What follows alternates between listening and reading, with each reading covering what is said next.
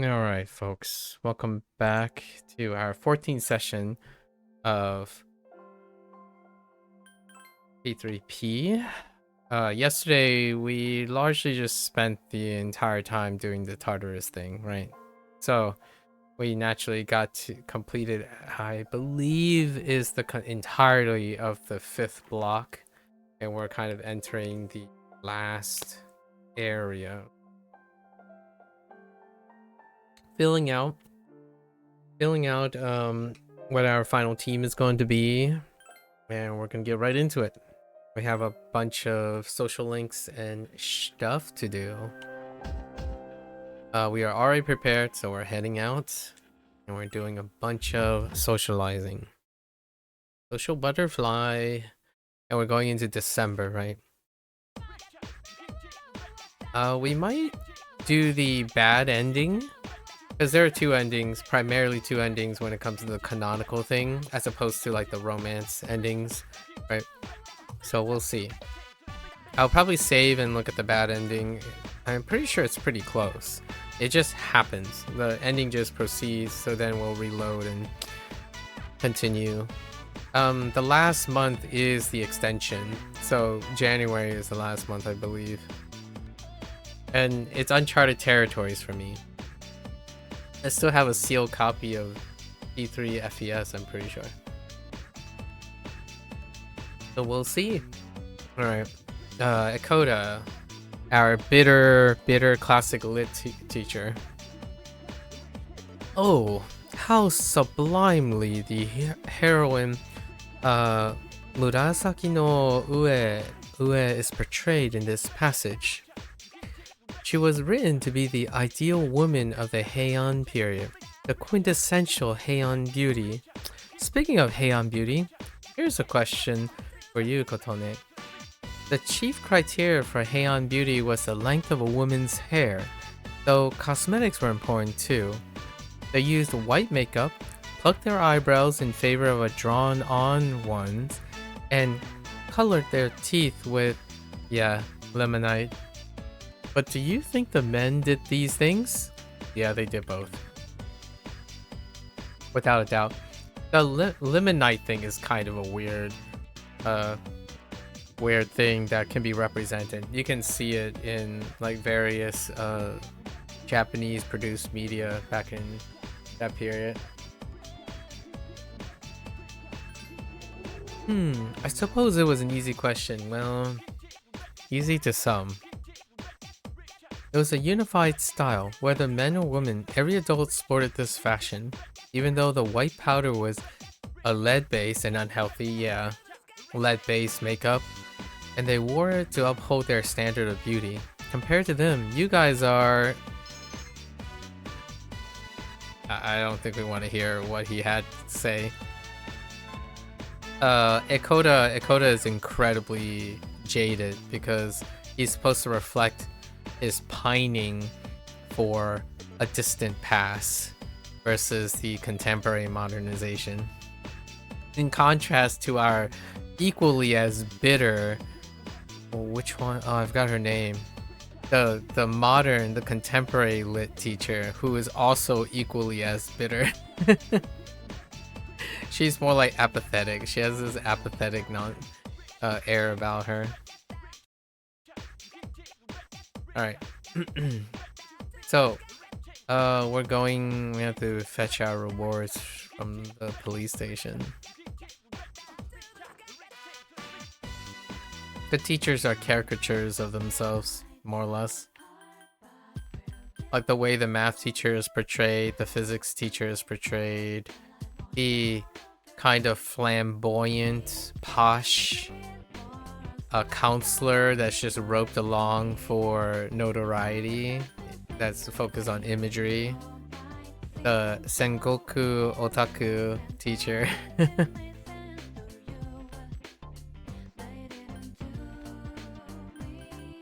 Where are we going? We're going to the mall.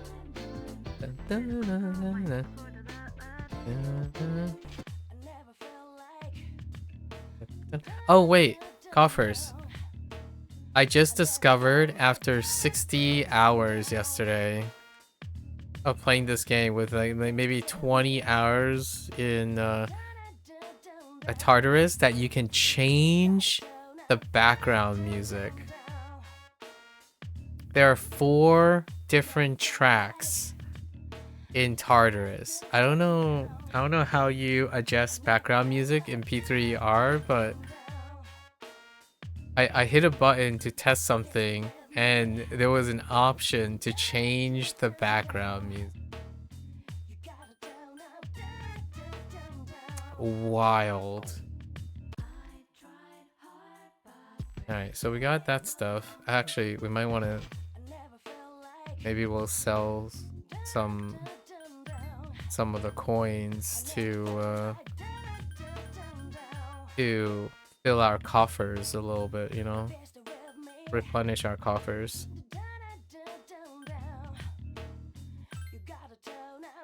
These are meant for selling. Wait. Or maybe not. Let's just sell the coins. Where are my coins at?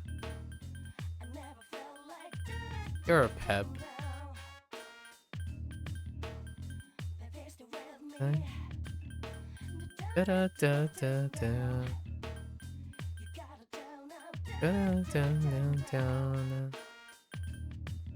Here's the luxury coins. Ah, look at that money.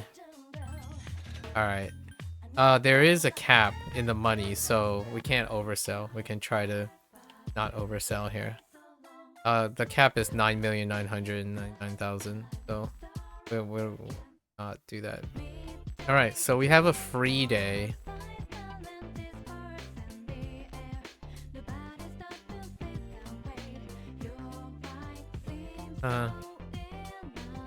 We're gonna try to go quickly, so let's just go chill and just go chill in the dorm. Get back home early. Hit the sheets.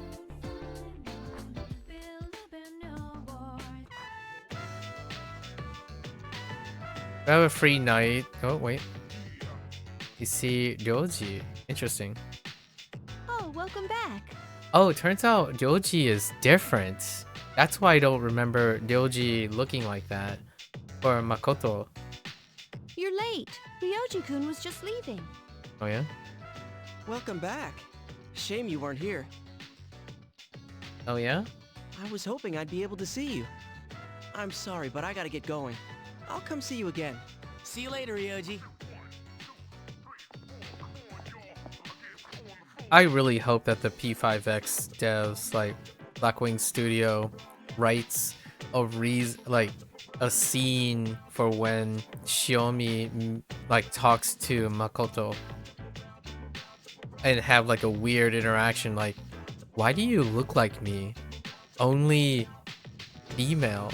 Or like, oh, it would be real. Oh man, they could really go in on it. Like have a parallel universe Yukari and a parallel universe E3 cast, or make something like a inside gag about how like Junpei feels weird around Shiomi, like he digs her, or Akihiko would interact like, you know, why do I feel like I like you, but in a like a romantic way, the same way I kind of like Makoto as a bro, or something like that. So I don't know, they could go so many ways to integrate like Shiomi's interaction with like the P3 cast, because effectively she's supposed to be Makoto, so now they're gonna be in the same game, and that's interesting. Was that Ryoji-san? Yeah, he said he was going home. Or maybe like Aegis. Well, the global server hasn't released Aegis yet. However, Aegis would like have a weird interaction where like, I don't understand why I want to protect both of you. It seems like we just met, but it also seems like I know you. So like situations like that where, because all of the cast is supposed to know Shiomi, the way very similarly to the way they know Makoto, and having Makoto and Shiomi in the same like Persona spin-off, it would be fun to make a like a non-canonic or like a non say P3 canon or crossover fun scenes. Like the sky's the limit. Miku was a miss to me because she's like way outside there, but Shiomi and Makoto, that's an interesting combination. What was he doing here? He's been coming here a lot ever since he started hanging around with Junpei. But visitors aren't allowed here. Yeah, but Mitsuru-senpai said it's okay during the day. I don't think we need to worry about Ryoji-kun. He's dangerous. Who? Ryoji-kun? Come to think of it, he was hitting on Mitsuru-senpai the first time he met her. He hits on all the girls. He's like Junpei uninhibited. Although Ryoji comes off as more charming than Junpei. Junpei is a potato. Although that's also very endearing too. But having him around has really cheered up Junpei-kun. And of course, Junpei and Chidori's. Well, it's not like moping around's gonna bring her back. That's true. What's the matter, Ai-chan? I envy you, Junpei. Oh no, it's the data syndrome. Desiring human emotions. I'm a machine, so I cannot understand how it feels to live. Yep. I think the FES version was supposed to address the situation, But you don't seem that different. which will play through because it's included in the P3P version. However, it is more accurate to say that I am functioning as opposed to living. There are times when I malfunction, but I can always be repaired. So if we were all like you, we wouldn't have to worry about dying. Whoa, Junpei. Sorry. Hey, I don't have time to talk. I seriously gotta go study. Too soon, Junpei. Study? Oh no, Junpei's in trouble. He just said he gotta go study. That's like Coffer saying he's gonna gotta go study. Hey, shouldn't you guys be studying too? I heard math's gonna be a killer. Oh, that too. You wait until now to tell us that? Well, I guess we should call it a night then. Yeah, you heard me. I should not possess the gift of life. A living weapon is difficult to operate. However, I believe I understand the concept of loss. Should you ever be harmed, Don't worry about me. I'll try not to. You are very special to me. Yeah, that's kind of what I'm talking about. If if all the cast members have this weird, like, why do I care about Shiomi more than I care about Makoto? Or like, they have like this ambivalence when they meet each other for the first time. They share the same space, like, what's going on? Why does it feel like I know both of you equally as well? I do not know why, but I always want to be by your side.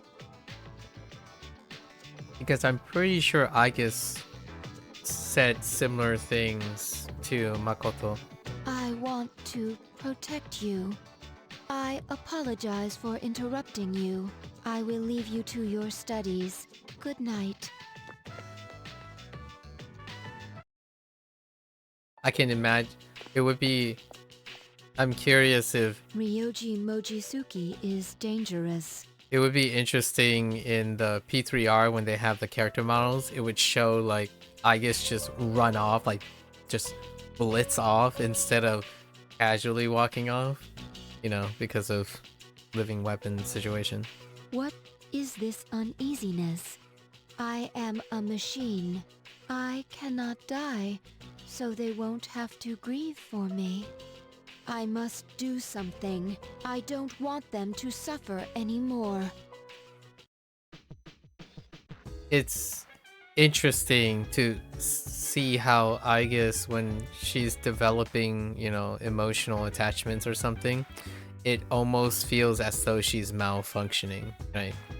Which creates a nice parallel to humans, right? Oftentimes machines, when they acquire when they acquire emotions or start to comprehend emotions and whatnot, it often is seen or portrayed as a malfunction, largely because, well, the part of humanity that is less consistent and less predictable is the thing that they're acquiring. This type of theme is usually typically one of my favorite or most recurring themes in science fiction that I read. The idea of, well, is it conceivable for a emotional entity to write something that is entirely void of emotion?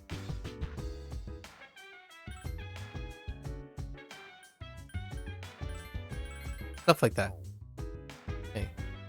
Oh, we have the free night. Where's Koro? Wait, Koro-chan is missing too. The heck?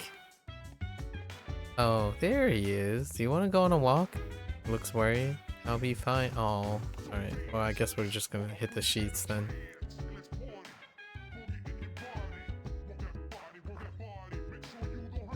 Why do you? I said, hey, hey, hey. Alright. Alright. Meanwhile, Mitsuru is staring at her cell phone with a troubled look on her face. Only stood up and dialed a number. Hello? It's me. I'm sorry for calling so late. As for what to do with the new arrival, I would like to ask that you perform a full autopsy. If we find any distinguishing features, we may be able to locate her family, and I can't shake my suspicion that the Kirijo group is tied to Strega in some way. Because of this, I think it would be disrespectful to the deceased to cover up her death. I will, of course, take full responsibility. Huh? What did you say? Transmogrified? You mean the corpse? But judging by the post-mortem, we were certain she was... Understood. I don't remember that. I'm sorry, but this must be kept strictly confidential until we know more. If there are any other changes... Huh. Yes, absolutely. Well then. I don't remember that detail. What's going on? We'll have to wait and see what happens for now. She's transmogrified. Huh. Alright, I think we're just what are we doing now? Ryoji? We have to Ryoji it up.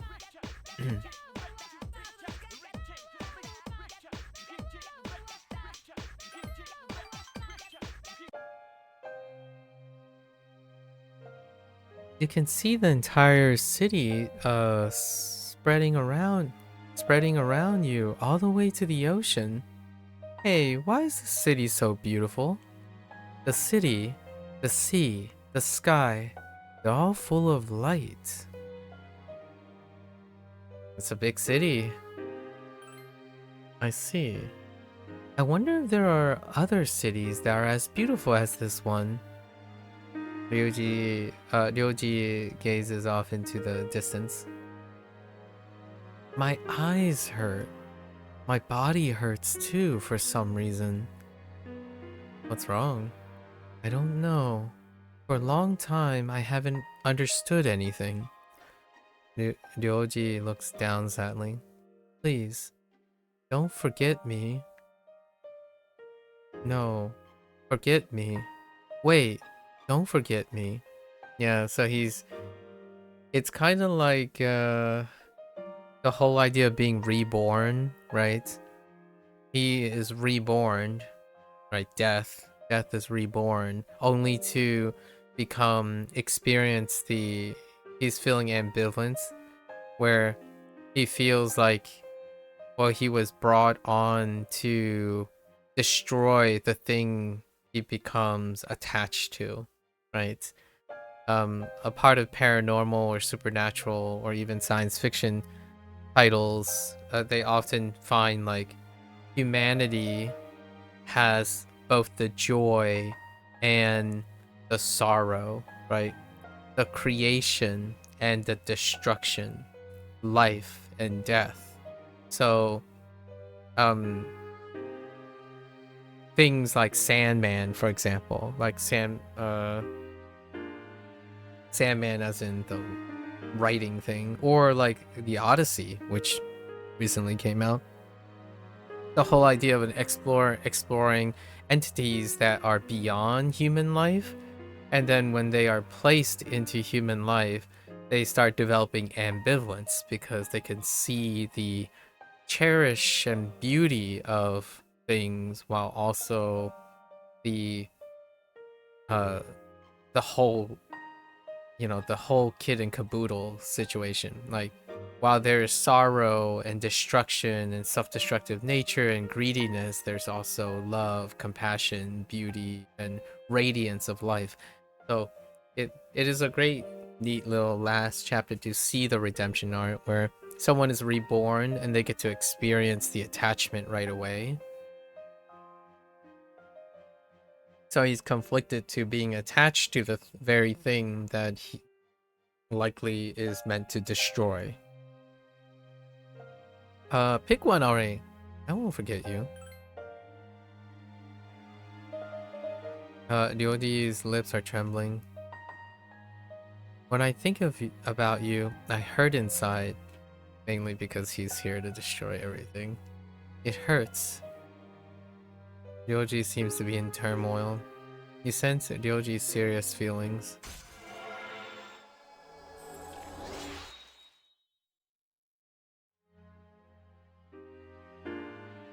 Please, forget it.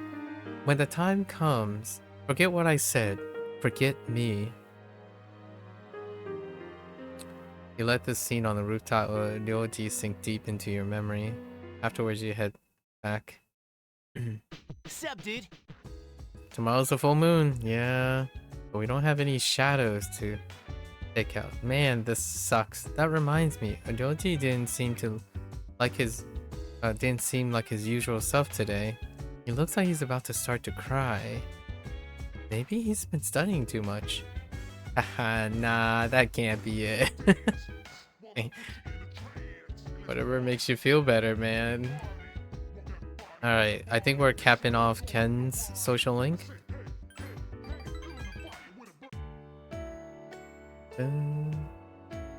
Back alley.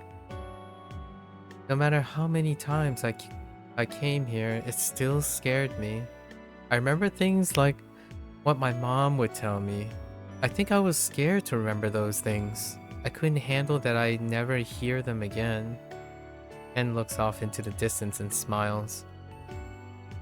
Kotone-san, I've always pushed myself to be more than I am, because I wanted to hurry and become an adult. I never cared about myself or my own feelings. But it's a little different now. I want to take care of the things I have right now. That's how I think that's how I think when I'm with you.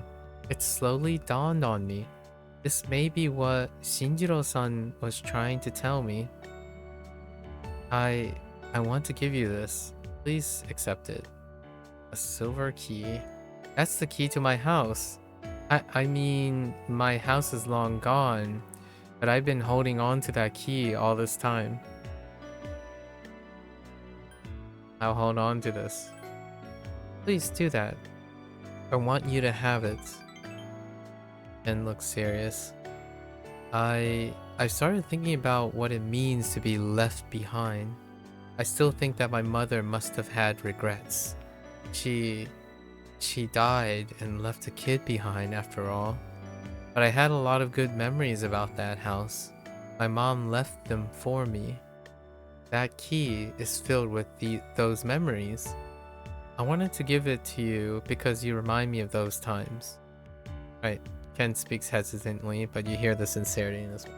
So there's a meme about Ken that YouTube has provided for me since I've been digging into Persona related things. And it's the whole idea of like, you can choose Ken as a quote-unquote a romance target, so to speak. However, in this day and age, it would be like a meme or joke where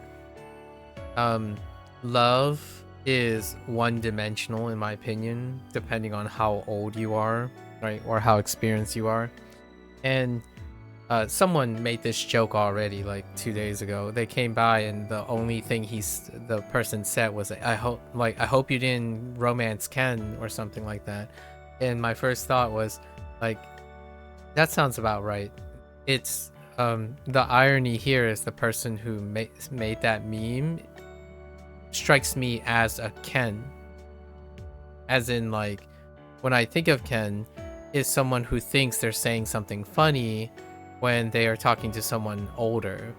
And in my opinion, the way I see Ken as a romance target or something like that, as a female character who is much older through tribulations, it's typically one of maternal love. So the way this is written, how he give you the key, is to represent maternal love. You know, the love between a child and their mother, or the absence of a mother.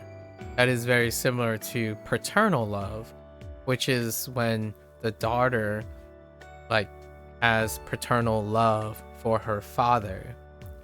Now, that can seem like a meme and a really weird, odd thing to feel, especially when someone does not experience it, right? So the whole irony here is, if it's really funny to make a meme about a child loving an older person of the opposite gender, when that child has a lack of parents. Actually, I'm not even sure what happened to his father. Yeah, I'm not sure what happened to his father. So paternal and maternal love is a very characteristic thing. So whenever someone makes light of that, or someone who speaks like that, they trivialize the importance of maternal and paternal love, in my opinion, personally. There's a deeper story behind that. Generally speaking, when I think about maternal love, it's a beautiful thing. And it's also very sobering, and perhaps even disappointing, when the current trends in the world of the internet that I interact with, that most youth think it's really funny, or like it's humorous to poke at and belittle that these things don't exist, and they interpret it specifically from the perspective of intimacy, like intimate love between like two people of similar empathy, versus also the platonic love, right? There's also platonic love. There's also parasocial love now, which is a very important thing to keep in mind, because I think parasocial love is on the uptrend, where someone can fall like deeply attached to someone that doesn't even know they exist, like literally doesn't know that they exist. Maybe generalized know that they are part of a group that exists. So regardless, it would be interesting. I didn't like say yes or anything as the female MC. I'm kind of curious how they wrote the rest, like how they wrote, if you chose Ken as quote the romance option,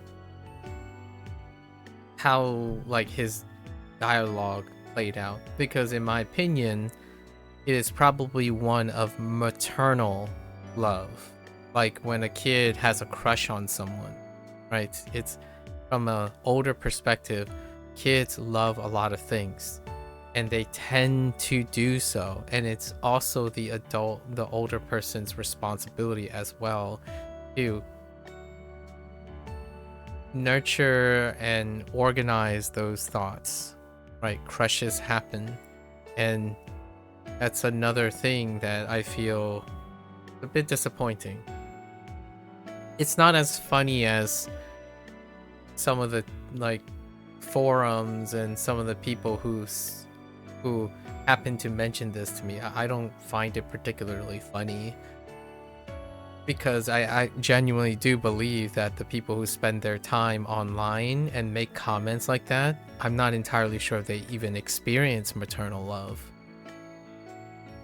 And it's probably a guy too who would say that. So just my 2 cents. Not that they need it, like you want, like it, I'm not sure if you want something you never had or that you need it to be like a functional human being.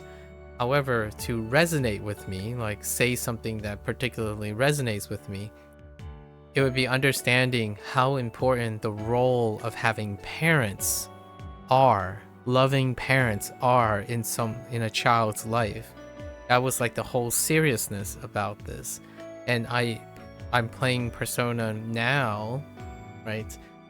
Back in the day, I was playing it as a teenager. And even then, I still juxtaposed it to my life with my parents, my Chinese parents. Now, I'm practically old enough. I am old enough. The average age of my being right now would be a father to someone the age that Ken Amada is. He is literally the medium age for someone, like the son of medium age of someone my age. So usually, and obviously would be a father figure as opposed to mother figure. But Ken's story specifically focuses on the absence of his mother when you are the female character. Now, as far as I know, I don't think Ken is one of the social links in Makoto's side, but it would be kind of interesting to know if he had a father figure, which, based on how they wrote the mother figure, it sounds like he didn't have any other parents. And one of the things about Persona games that I like to read into nowadays is I have a hyper focus on parents because that's so topical now. People, like kids nowadays, and jaded adults, in my opinion, jaded and cynical adults, because I can't predict the biological age of a person based on what they say and their behavior. It's very difficult. It's kind of rampant now. So whether that person, these people that I read are like in their 20s or even as old as I am, their jadedness and their cynicism can be seen through the eyes of how they look, what they look for in at least in my opinion, in these games.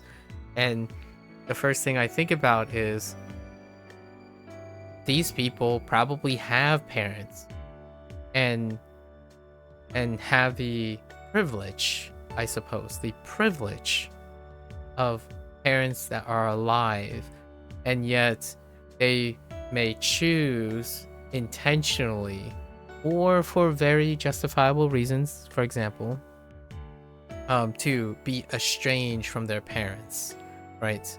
And that is the type of commentary and individuals that I tend to interact with seldomly.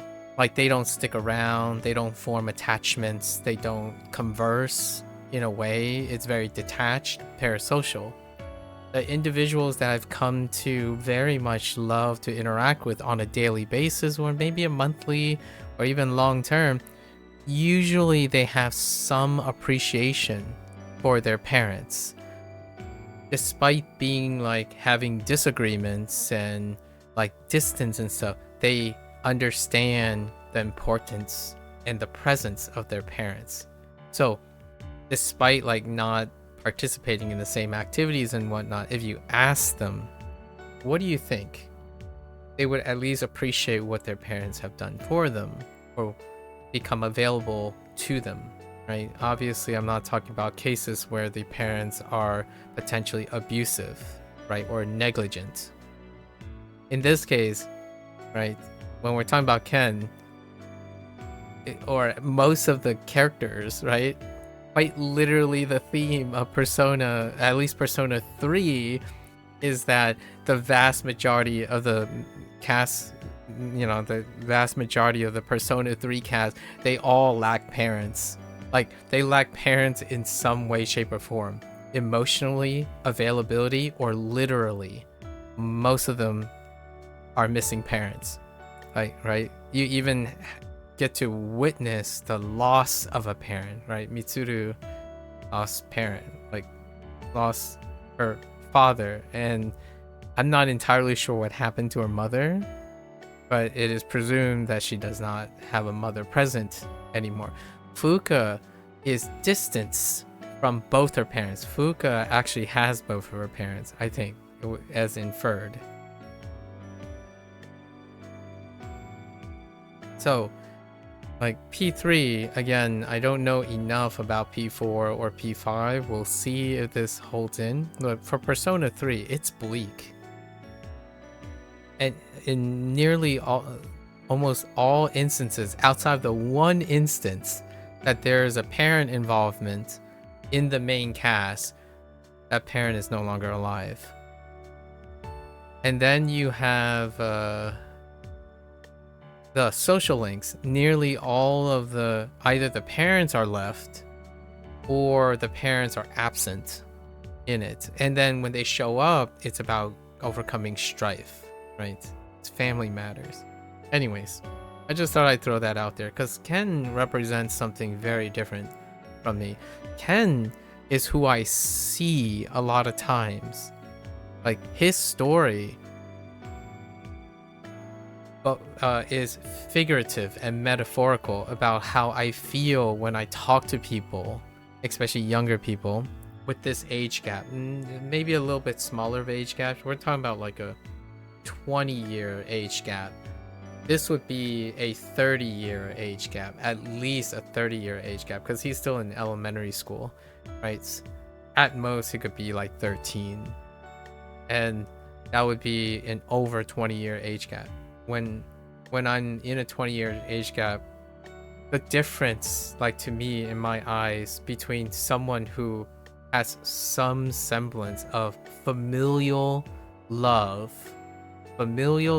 between their parents and them, the people that, the way I interact with them and the way they interact with me, it's astounding how different they are. There's far more elements of compassion and emotional understanding and depth and awareness. So it's a bit of a deep cut for Ken. He's the youngest of the cast, right? In P3, next to Michael. Michael is the only other social link that had a literal cameo of her parents, because she is also probably as young as Kenji. They didn't have Kenji interact with Michael, the hangman arcana, the girl who had parents who are undergoing divorce, right? Anyways, really interesting. I rewrote my essay about my dreams for the future. I said that I want to be able to protect the people closest to me. I want to be able to use my powers the right way. If you're curious what these people turn into, right? Like the ones that still realize things over overcoming adversity, they find surrogate role models. They tend to, like 4 of the content creators, I think, that I watch, 2 of them are openly are very open about their upbringing, where they had parents and one of them was negligent and the other one died early, right? And they continue to use that as a source of strength. And in their time, they've came across other surrogate role models, other surrogate people who took the place of their, their unavailability of their parents. So it's very parallel. Like these stories you hear quite often, at least in my opinion. Having parents, it's really sobering and also disappointing. When I was just having a conversation earlier today about seeing potential, having potential is not the same as having the like seizing the opportunity. A person choosing to seize opportunity when they have it is different from having opportunities. So like you can have all the opportunities in the world and you can fail to seize them. Whether you see it or not, you might still choose not to. So one of the biggest gift horses in the face is probably having parents. And then you still escape to a video game and golf and, you know, like make cynical remarks and talk about how trivialized or awkward it is of depiction of familial love, right? At least that's one of the hot takes here. I want to be able to use my powers the right way. It's not just my persona abilities. I need to find out what I can personally do for the people I hold dear. And I wish that those people will always be happy. Be able to be happy. Always be able to be happy. I'm happy right now. Thank you. This is all because of everyone, but you most of all. He nods reassuringly. He looks more like an adult than usual. I think the ones that look the most childish are the ones making the most childish remarks, especially about familial love. His face is truly that of a fine young man. Proud parental, you know?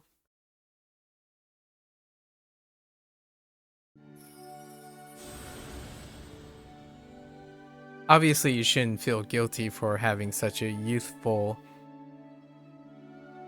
idea, but it does obviously scream to me very childish.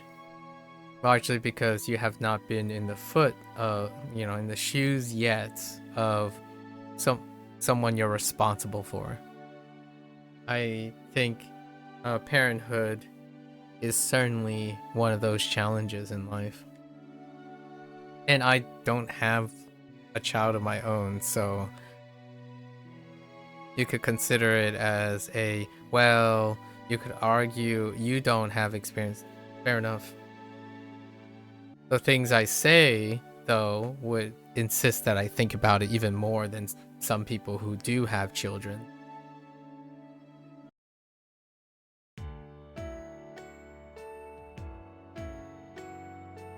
I want to help you and everyone else out more.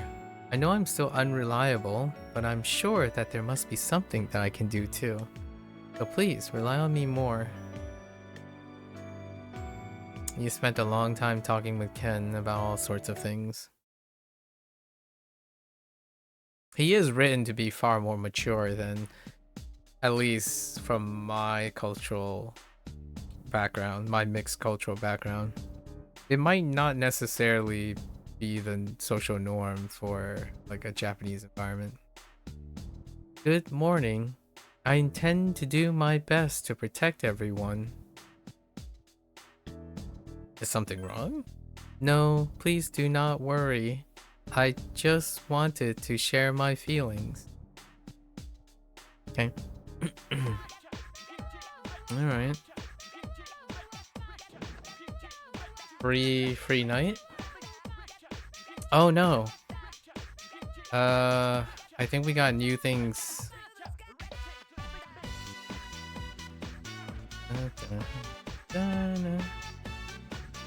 Dude, just saying, coffers. Pepperoni linguine sounds amazing.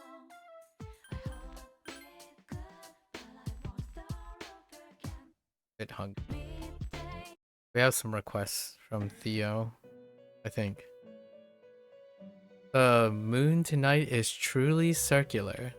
Thanks. Thanks, buddy. Request here. No. What? Okay, no new requests.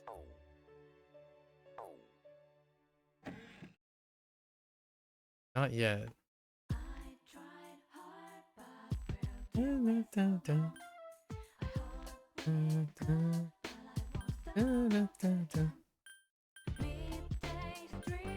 Alright, we're just gonna go to bed. Get those sheets. Hi, Oh, wait. how was your day? Full moon. Yep. Maybe I should. Oh, yeah. Juno was her new. Have I seen? No. She hasn't been returning lately. Alright, can we go on a walk with Koro? Nice. No reason. Just go on a walk. Walking happily. Picked up something. Alright. Good boy. Spend time going on walks with Koro-chan the whole time.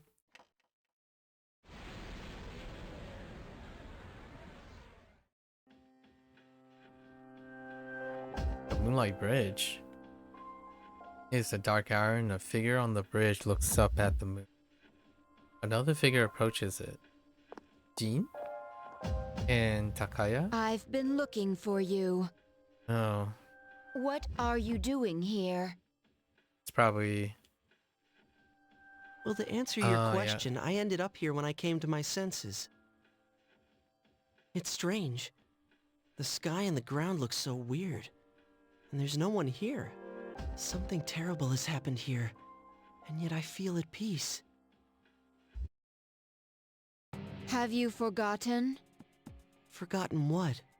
The Dark Hour. A time period few people are active during. But you've somehow adapted to it.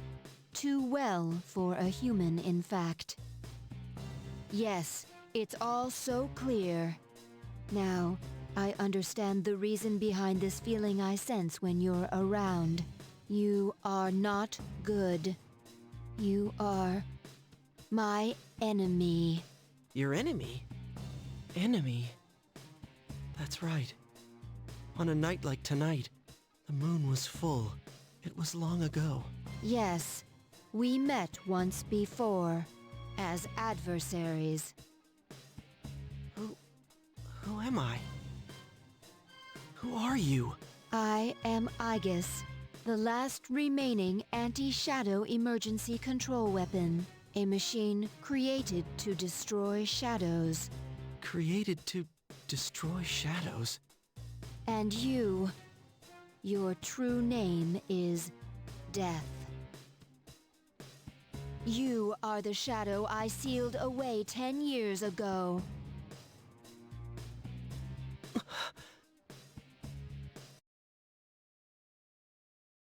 Yes, it was 10 years ago. The night I was born into this world. I set foot on this very bridge. The sole purpose of my existence is to destroy shadows. It is for that reason that I was given a personality and a persona. I am the 13th Arcana. I was never meant to be. Everyone called me Death. But when I was born, a part of my power shattered and was strewn about. As a result, I was incomplete. Even so, you were far stronger than I anticipated. Since I could not defeat you, my only option was to seal you away.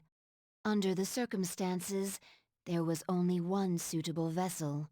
A human girl who happened to be nearby.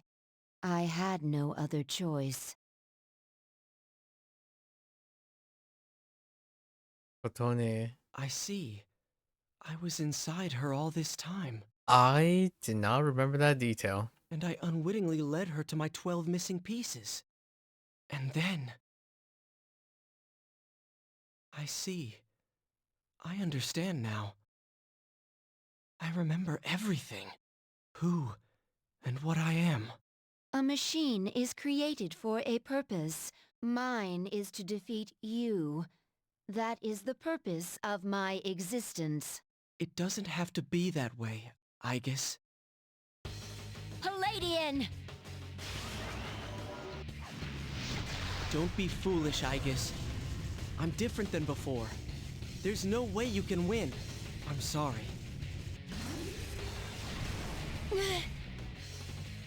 Aigis was knocked back without setting a finger on Ryoji. Can't wait to see the animated cutscenes when we come back around. Aigis' chassis was heavily damaged from being slammed to the ground with such force. I'm sorry.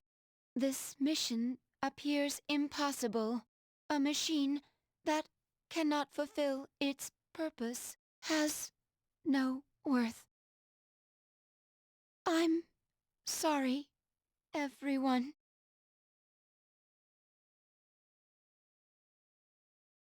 You were the I'm vessel of scared. death.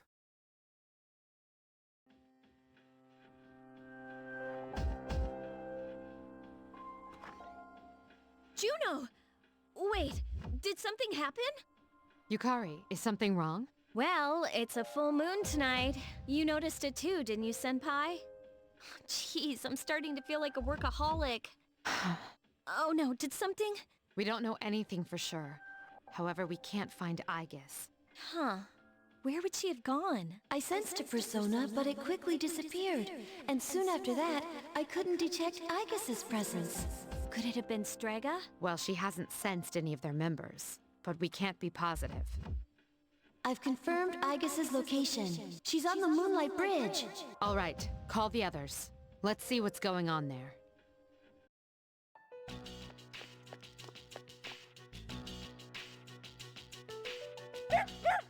Aigis! I'm sorry. I remember everything. Who I am. Who he is. I know why I wanted to be by your side. I'm sorry. I failed. I'm sorry. There's no need for you to apologize. You? Ryoji-kun? Wait, what are you doing here? Aigis! What's going on? It's all my fault. What? You did this? Akihiko, wait. He's not showing any signs of aggression. Tell us, who are you? What are you? I'm the same as the beings you call shadows. You're a shadow? I'm the embodiment of all shadows. The Appriser. Born from the union of the 12 Arcana. The Appriser? I remember everything now. The frightening truth about myself. And shadows. It's all so hard to believe. You know the truth about shadows? I do. What? The shadows are here to facilitate the rebirth of the maternal being. The maternal being will begin to awaken as she is drawn to me. The Appriser. You're the Appriser? That's right. What is this maternal being? She is a great entity. There is no comparable word in your language for her. 10 years ago, a man collected a great number of shadows and contained them in a laboratory. That's where I was born. But the unification was interrupted, and I awoke in an incomplete state. Not long after, I fell to Aigis, as she did to me. Aigis? Is that true, Ryoji? She knew she could not defeat me, so in an act of desperation, she sealed me within a child who happened to be standing nearby. That child grew up, carrying me inside her, and by a twist of fate, she later returned here as a transfer student. You mean... Yes, I lived inside her. inside her? Her special persona awakened, as did the 12 shadows, all in order to become one with me. That was the Thanatos in the beginning. Ryoji's? Thanatos Appriser? is death. And he was inside her body? None of this makes sense! So it was like in the very beginning when you first awaken. It's all my fault. I'm sorry. There's more I need to tell you. Ryoji-kun! He appears to be exhausted. Let's let him rest. We have Aigis to attend to as well. We'll continue our talk later. You're in shock at what you've just heard. Ryoji lived inside you for 10 years waiting to make contact with the 12 shadows. And the boy named Feroz was actually Ryoji. So many questions remain. Meanwhile, we gotta proceed with our school life here. He's awake now. Let's meet tonight on the 4th floor. Okay. All right then. I'll see you later. Damn that Ryoji.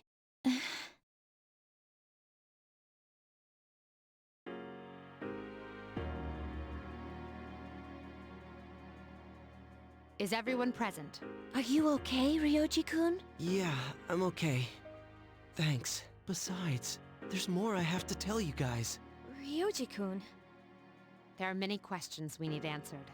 To begin with, you said shadows were here to facilitate the rebirth of the maternal being. Please elaborate on this. The maternal being is called Nyx. Who the hell's Nyx? Nyx is the mother of shadows.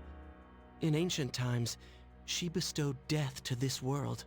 If she is awakened, darkness will once again cover the land and all life will vanish. All life will vanish. Are you saying everyone will die? It would be more accurate to say that everyone will forfeit the will to live. Are you talking about the lost? Everyone seems to be coming to the same conclusion. Every human being will become like the lost, leading to the extinction of mankind and the end of the world. The fall. But it's still possible to keep it from happening, right? What? There's no way to prevent it? I'm sorry. Wait, what are you apologizing for? Are you saying it's for certain? Yes, you heard the bell. I'm the appriser. The appriser of death. So obviously there are two choices being here. Either remove the appriser, or alternatively, right, the MC is the appriser as well. My existence is the affirmation of the fall. The affirmation of the fall? Everyone's at a loss for words. It is inevitable. The entire human race will become members of the lost at behest of the appriser. Ryoji's existence confirms the impending extinction of mankind. So therefore, Ryoji or you, right, the main character, are the apprisers. It can't be. When? When will it happen? I'm afraid you will not live to see spring. But that's not too far away. What are you guys freaking out about? All we have to do is defeat this Nyx. And that won't be a problem, because we've never lost. Is that possible? Hey, come on! That's not the leader I know. Defeating Nyx is impossible. It has nothing to do with strength, ability, or power. Just as all living things die, and the flow of time is continuous, Nyx cannot be defeated. What? That's bullshit! This is all so sudden.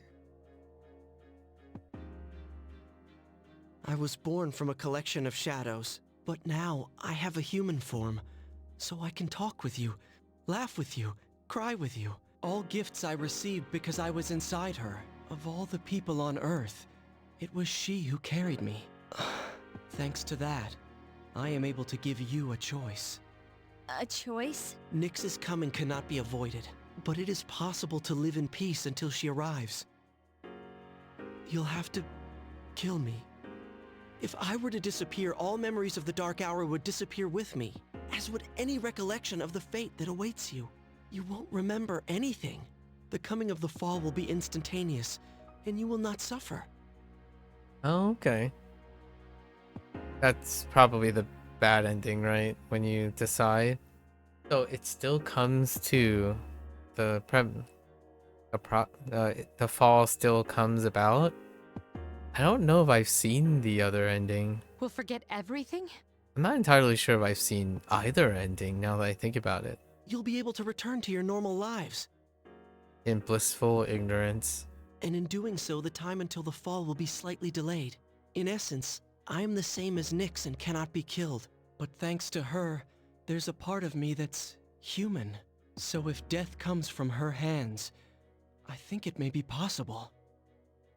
Ryoji-kun. If you don't kill me, you will suffer more than you could ever imagine. With no hope for salvation, you will live every day paralyzed by the fear of your impending death. And I don't want you to have to endure such pain.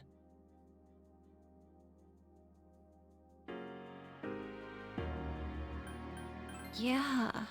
Would that really be such a bad thing?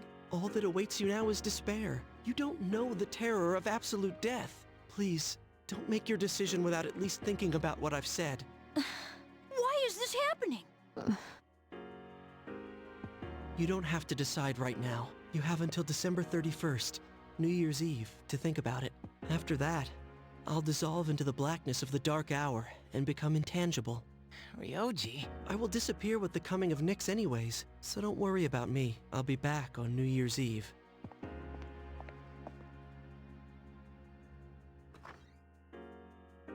Hey, Ryoji, wait! How's that for nihilism, right? Ryoji-kun. We will see him again on New Year's Eve. Wait, then how do I get his level 10? His rank 10? I guess I have to wait till then, huh?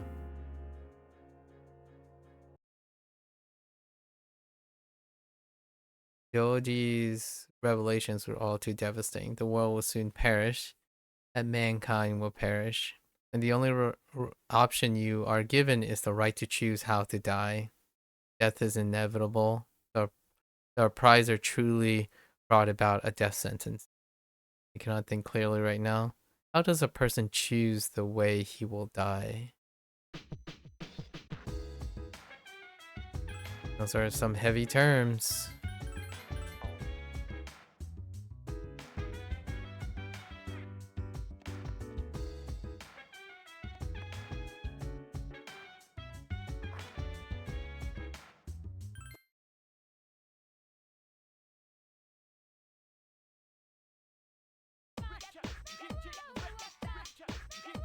I heard some people saying that apathy syndrome is nothing to worry about.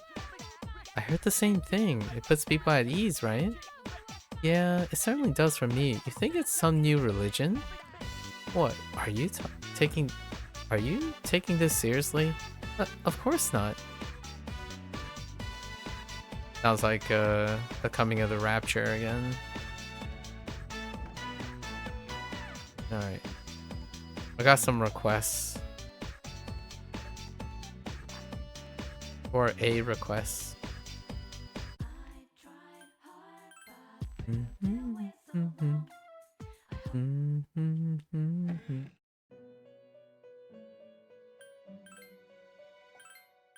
Right? Should have. Okay. Visit. Oh, okay. Yeah, this is probably the one that. Are the other ones the 5th block? Okay. Visit my room. Well, that's a weird one. Is this a date? Is this his date? Oh, okay. In front of the dorm. So this is your home. It's late, I know, to mention this, but is it permissible for me to enter? You let Theo to your room? Ah, I see. What's with that smile? Oh, pardon me. Was I smiling? Your presence is strong here. Perhaps one would call it your scent. What kind of scent is it? That's a difficult question. It would be meaningless to break it down into its component chemicals. It's neither good nor bad. If I were to dare hazard an opinion, I like it. By the way, regarding my request this time, didn't it make you uncomfortable? Nah, you're fine. I was surprised. Just a little. I'm sorry. The more I wished to learn about you, the stronger I felt that I had to come here. I knew that it might make you uncomfortable. Still, though, this feeling is a sin to we residents of the Velvet Room. I understand that well. Does Igor know? Theo gazes faltering. Let's draw close to this, while the sin is still shallow, before you feel more uncomfortable. Seems to be heartbroken. You decide to leave the room with Theo. If I stay in this world for much longer, I may forget my duties entirely.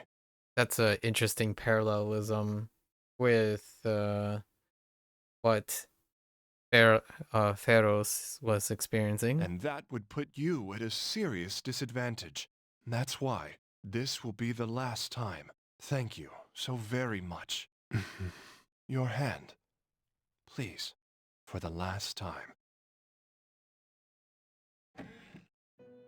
Oh, that's a way to wrap things up. Unless you do, I'll come to depend on your kindness. Bird-like. So what the path may be to tread, I will reach your side no matter what. I'll reach your side no matter what in my own way. That's a pleasant one. Rainbow feathers. That's the only request we have. I think all of our social links are in order. Auto. Probably New Year's Eve. And then we have to wait on Akinari is available on Saturdays, I think. We're just gonna go and hit the sack.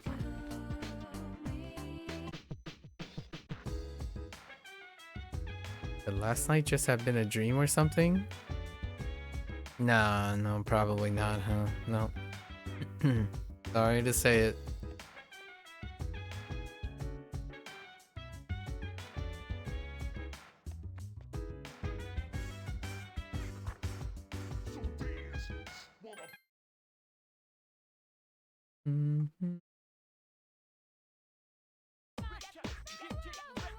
Did you hear about Ryoji in class 2F? No, I didn't. What happened to him? His parents got transferred again, so he won't be around anymore. So that's why I didn't see him. Well, that was sudden. I think it's more the Kirijo group explaining some stuff off.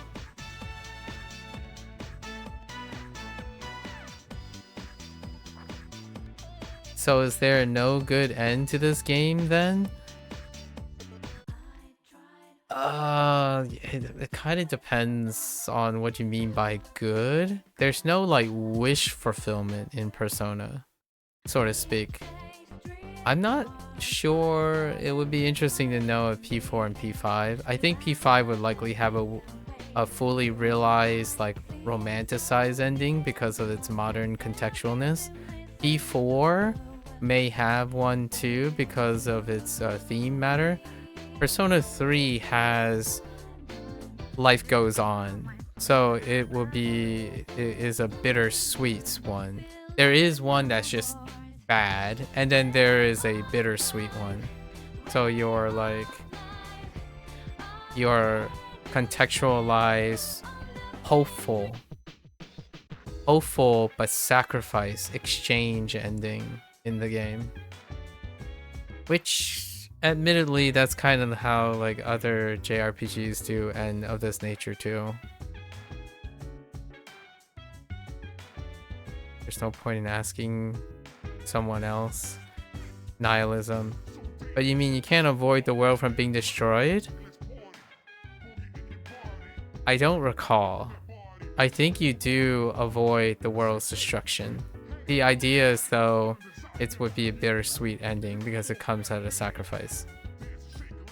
Technically the world did end, but also it didn't end. However you want to view it, right?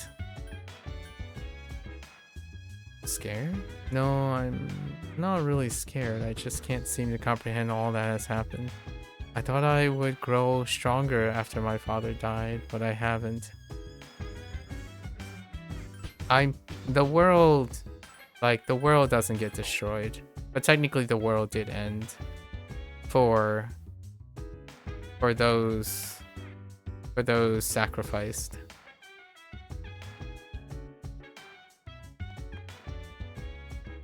That's a spoiler, I suppose.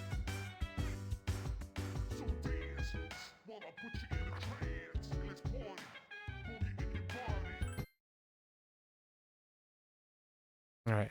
Oh, it's Sunday. Yeah, Sunday are Akinari days, I think. It's gonna be a bit still. It's gonna be like another couple of sessions before we get to see it. Well, there is a chance we might see the bad ending. Either today or tomorrow.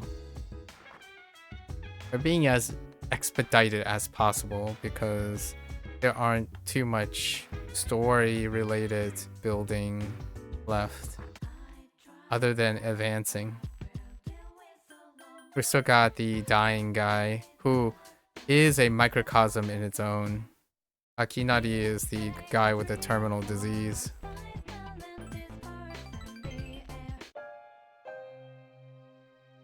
I'm still writing more of my story. How much did I tell you about? Oh, right. The pink alligator and the bird. The pink alligator and the bird had become friends, right? This was the alligator's first friend, and he was very happy. They started going to the river every day, and the little bird would sing while the alligator listened.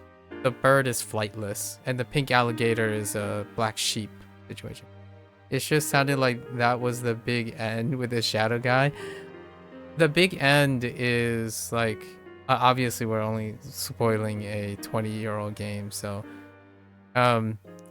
you are the harbinger, you are the appraisal of death. So in order to give a future to humanity, you make the ultimate sacrifice to cease to exist.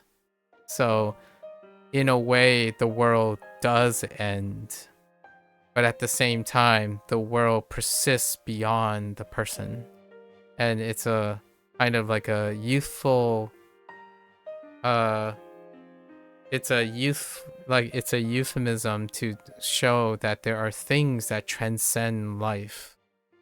And it is the moments and the memories that will transcend existence, right? So the idea is that it is insistent upon that where one person's world ceased to exist, the world can still persist with you, like in a plane of existence, so to speak. So however you want to view it, it's kind of the intersect of nihilism and the one person that mentioned it, memento mori, the idea of celebrating life and making memories when and the preciousness of life when you are gifted life, right? It's kind of like Ryoji is that microcosm. He is death incarnate. He's a appraisal of death, and yet when he was given life, he also wanted to hold on to life as well, or the preservation of life, which is one of those. It's both. The ending is both. The good, quote unquote, the good ending is life with death. So the inevitable ending of this game is going to involve the death of a world and the continuation of life in another world. So both. There's both the death and life situation. You have both continuously interacting with each other. Without death, there's no life. Without life, there's no death. So, and even when you're thinking about it from Nyx's point of view, the bringer of death, it is with death that they can bring new life. So, whether it's with mankind or without mankind. And that's kind of like the overarching theme of quite a lot of these things, where you can, it is very rarely that you would have them separate from each other. Like the world does, while Nyx might eradicate the world, it would mean that it paves way for a new world. So if there is a game that writes an ending, right, like that, which again, this is not one of those games that write an ending like that. Oh, actually it does. That's what the bad ending's for. The bad ending is that, well, you live in ignorant bliss. I mean, that's what I'm predicting anyway. Or I don't quite recall if I ever saw the bad ending. You live in ignorant bliss, right? However, with the death of mankind and the world, there's going to be a new world, but you may never know what the new world is. So it could end up being a facsimile of humans again. That's kind of like the whole the circle of things. Like in X-Men, I know this is a little bit of a tangent. In X-Men, one of the original X-Men plot lines was about a cosmic force called the Phoenix Force. And the Phoenix Force is very much like that. It is there to eradicate the things that would challenge life. And then in that eradication, it brings on new life. So you can see it as a phoenix effect, like a rebirth.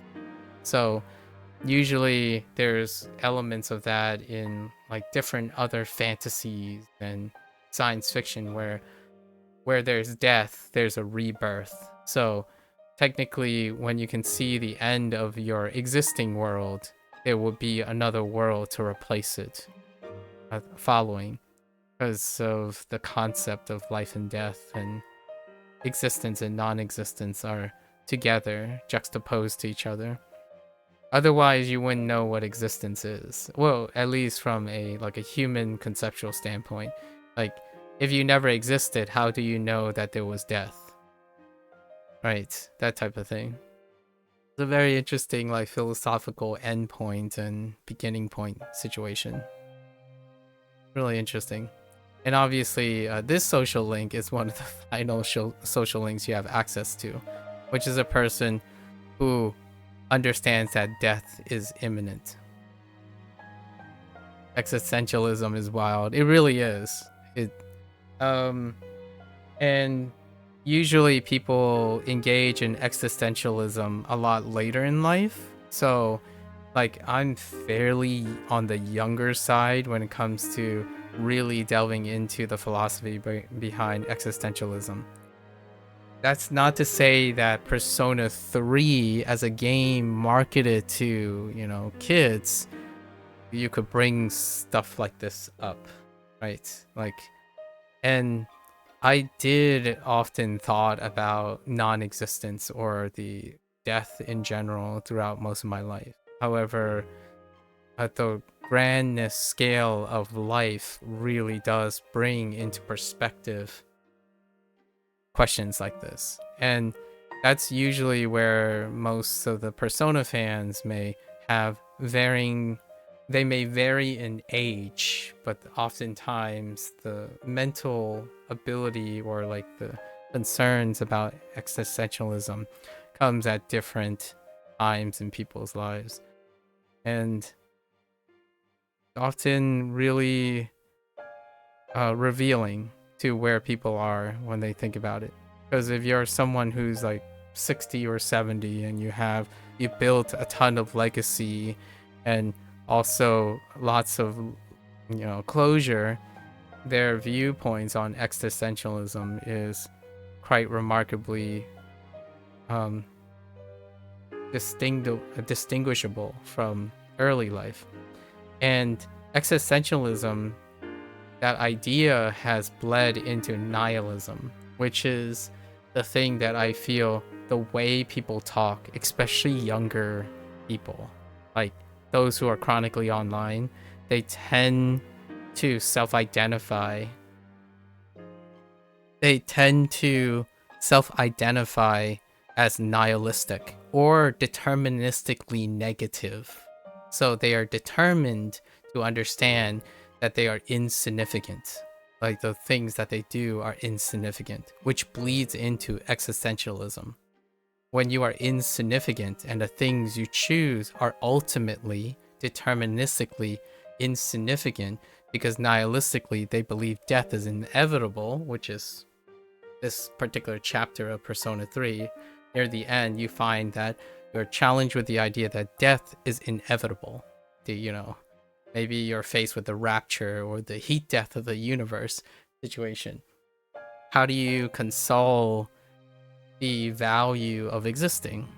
That's usually when individualism and other types of agency, which is what I type about oftentimes, the idea of human agency and experience in the moment breathes the value for your gifted life, which I tend to emphasize, especially to younger people, right?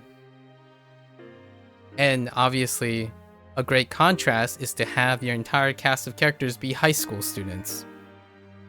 I think the impact and the juxtaposition may very much vary dramatically if you played like a cast of 50-year-olds, past their midlife point or something, which would be a lot closer to my perspectives. It gives you a fright. Yeah, me too. Me too. Like some days I would wake up and think I'm alive. That's kind of the idea. Like if you ever think about not being thinking, like just I think I'll echo one of the quotes in the game from that last scene. Just the concept of non-existence, the absolute death, like just the concept that there is no longer existence. Crazy one. Some people did ask, occasionally there are people who are closer to me that ask me about what my thoughts about that. And in like various content creation, like for example, The Last Meal with the Mythical Kitchen, that question gets raised a few times to very impressionable people.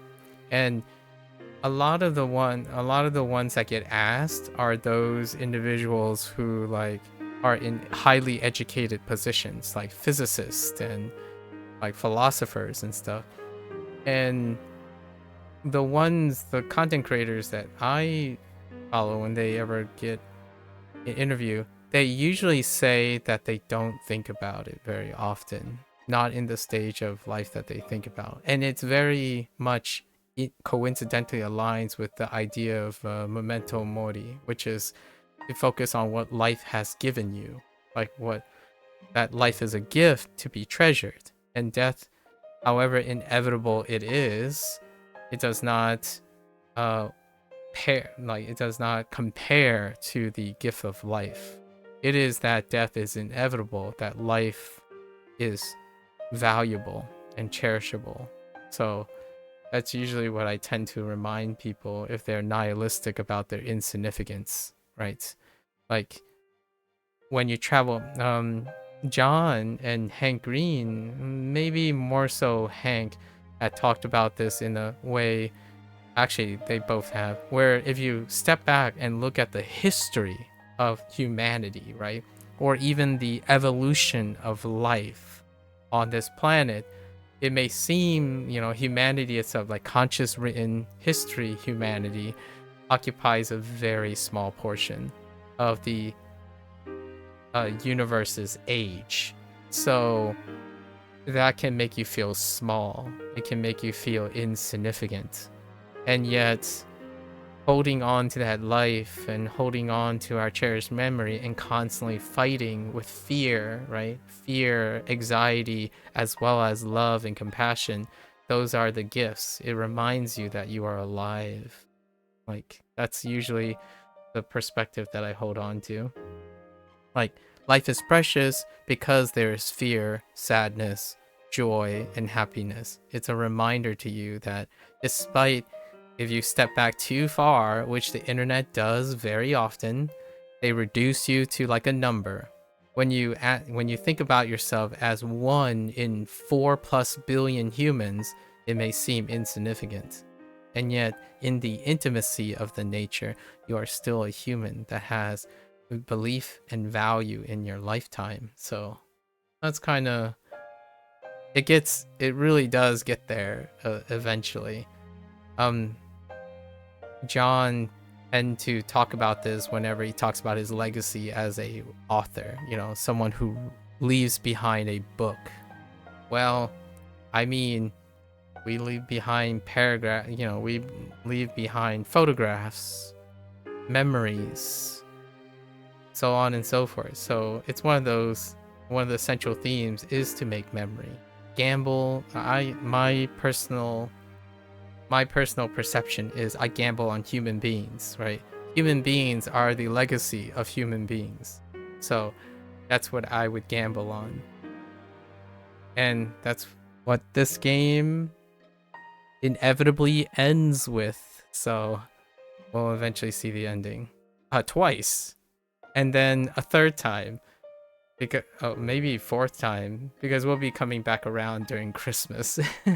Around Christmas, we'll be seeing the conclusion of like the modernization of this game. So I don't know how, like, if they did any like touch-ups to the overall arc or something. But it'd be, I look forward to it. I think P4 and P5 is a bit more intimate. They didn't give me the impression that they stepped back so far that they're talking about existence. So P3 is, as far as I know, the one that went, they like the scale was really, really big. They were trying to talk about the fundamentals of life. P4, it was far more intimate. So the scale was drawn closer. Your magnifying glass is closer in, and that can be healthy, especially when you're like into paranormal and fantasy and science fiction. Sometimes intimacy creates perspective, human perspective at the individual level, and then you have games that are grand scale, right? Like they're talking about things that are so grand, like the origin of the universe or something like that, which can promote these kind of frightful, anxious, worried thoughts of beginnings and ends. And I did, when I was younger, it is a topic that I would wrestle with, and that's a coincidence. Nowadays, in my opinion, the internet makes you feel that way anyways. When you're younger, and you're inexperienced, and you get blasted in the face by every instance and permutation of the greatest things that humanity has to offer, like ideally that's kind of, I know for older adults and people prior to the internet, they can easily rationalize, no, the internet doesn't represent the best of us. Like, it is not 1,000,000 odds to do something that's valuable, because in my opinion, before the internet, the human perspective was a lot more narrow. It felt more intimate. Like, you and your environment feel impactful, and you can do things. Like, the scope is more intimate, which is very appropriate for human quality of life stuff. When the scope becomes really big, that used to be a privilege for cultured and worldly people. However, with the dawn of the internet, right, now information is readily available and manipulated as well, and pre-selected, all of your usual things, right? However, information is now readily available. It's so readily available that now you can see that the tendency of having so much information is a question of significance and nihilistic behavior. And oftentimes I wonder, which is what I was typing about in Discord today, and I was a little late. The idea is, because of the diversity and the availability of information, there's often a habit that humans do to protect themselves. and that is to select and filter for the things they want, the things that they feel are impactful and passionate for their life. It's like a pushback on being too worldly. There's this example that occurs a lot when it comes to like writing in science fiction and fantasy, where if you have a godly being, right, like a Nyx or a Death, what would happen to a human being if they were imparted with omnipotence, omniscience, and like the godly knowledge of stuff? And oftentimes I think of the idea that they would catastrophically fail, like, because it's a non-balance. You took away the intimacy of life, the value of life's decisions, with and replaced it with everything. So if you have everything, does that make life more valuable and death more valuable, right, or meaningful? Because that's usually one of these existential questions. If you know everything, do you cease to have the motivations to live? And that is a conversation that I typically have with like Procol or something, where he posited, if I had the ability to know everything, would I do it? And for me, where my life is now here, I would not, because if I know everything, I would cease to have the motivation to live. That's kind of one of those like catch-22s. The idea is a life and death are valuable, perhaps, because there was something to live for, right? But if you know everything, what is there to live for? Pretty heavy topic, I understand. And kind of ask yourself that a lot of times, you know, finding the meaning to life, right? At different stages in one's life. This game is ultimately supposed to make you think about that, especially in a younger audience, those who flock to this. I feel oftentimes where it is now, it can be tough. I think a younger audience find it very hopeful because the alternative is being nihilistic, to the point of like non-action. And that's kind of why I think P3 has a special place. And its subject matter is much more topical now than it was 20 years ago. I think nihilism was not as prevalent and selectively self-selected for this. Like, we already have the uptrend of video games becoming a lifestyle of escapism, right? But then you play a game like Persona 3 and it can only embroil and cause you to confront why you're engaging in escapism in video games. When I was playing Persona 3 as a teenager, it was technically I played video games as a form of escapism. However, when I played P3, it was actually a sobering recall to reality. So P3 was one of the games I related to as a form of reality, not an escapism. Others, at least in my thought today, when they play P3, they look at it as a form of escapism, where it is an embodiment of the many things that they have. You don't know, you kind would like living with that knowledge for a while, sharing time with people, etc. You don't know, you kind would like living with that knowledge for a while. That's fair enough. I think knowing is kind of one of those things. When you know everything, you don't share time with people. Usually, for the human condition. For example, what is the most common behavior now, right? Like, common behavior now. If you know what's going to happen, there is a behavioral rationale to not do it at all. So, like, if you give a teenager late night typo, no worries. Late. So, like nowadays, when you hear a teenager, maybe like a 18-year-old who's about to apply to college, and if the internet presented information that will determine if they're successful in college, and they can rationalize and convince themselves that they understand the outcomes of college if they undergo it now, they would likely choose not to do it. Because there is no tangential moment, there's no possibilities, there's less hope, while also there's less fatalism. So when something is deterministic, it can remove the motion to live and take chances, because it wouldn't no longer be taking chances. You would no longer be taking chances when you have the knowledge of outcomes.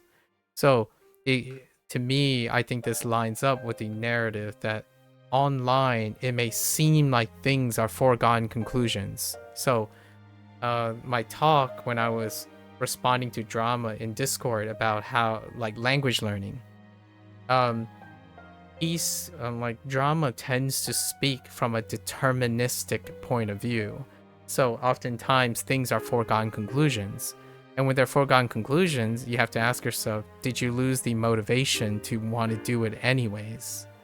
And for myself, I typically do things because of people, right? So just because I may or may not know about a show and like, for example, watching something or playing a video game, and maybe deterministically understand I may or may not like this, it is the sharing times with people that creates a willingness to do it, as in a willingness to live through your actions.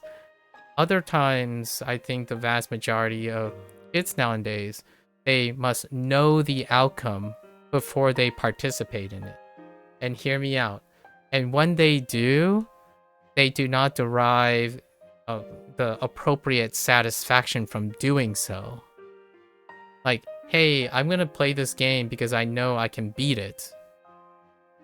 So then when they go to beat it, it becomes less satisfactory. Like it does not present as much satisfaction.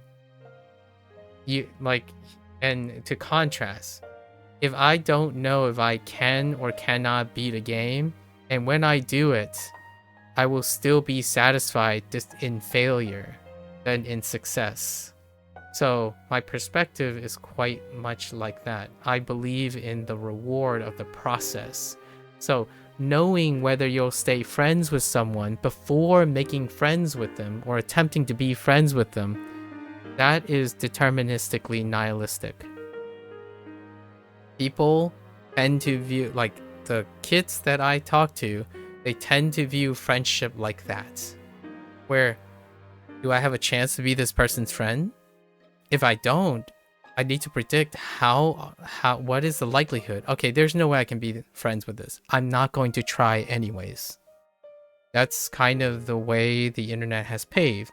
Like, should I draw art? Well, there are like 4 million artists in the world, and I'm looking at their work and it doesn't seem like I'll ever be that good. I might as well not draw. Like I should try a different career. That is deterministically nihilistic, right? So that's also how death is viewed for the kids, that I tend to be a little concerned about over time. Where like, so why does it matter if we do anything? We're all gonna die anyways. And now that's like nihilism 101. That's like the classical nihilism where your significance is robbed or your significance is challenged because ultimately the end is what justifies the entire value.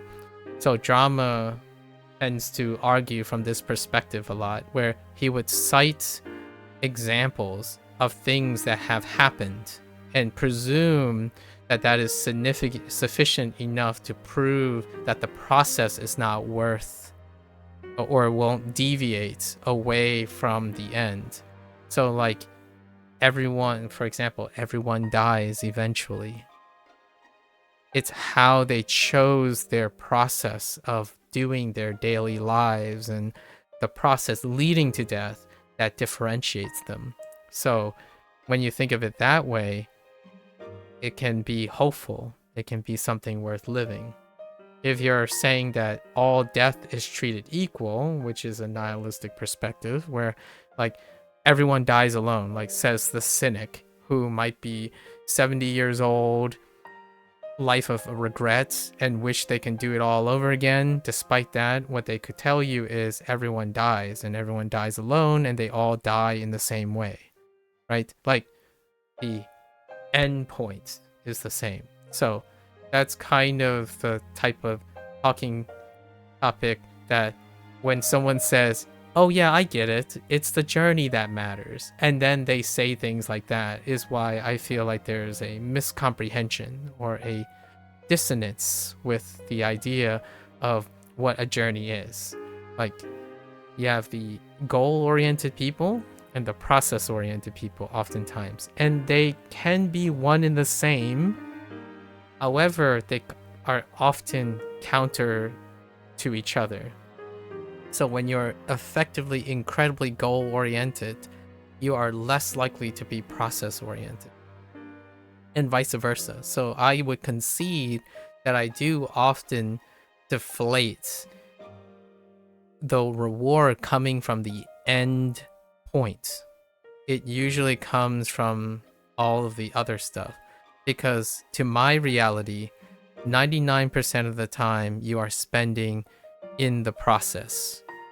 It is the end that is only like a small percentage of it. So oftentimes, the individuals, at least like myself, I find far greater reward doing the thing, in the act of doing the thing, than seeing what happens, like near the end, like at the end, like what was the ultimate result, because the ultimate result represents such a small portion of what life is, like the lifespan you literally have, right? So if you're constantly focusing at the end, maybe that leads into what you think existence is, which is a whole other 5 books. Exactly. Existence to me is quite literally and objectively your existence. So if you're saying your existence only matters at whatever the end point is, that's illogical to me. Even if I want to be irrational about it, I can still like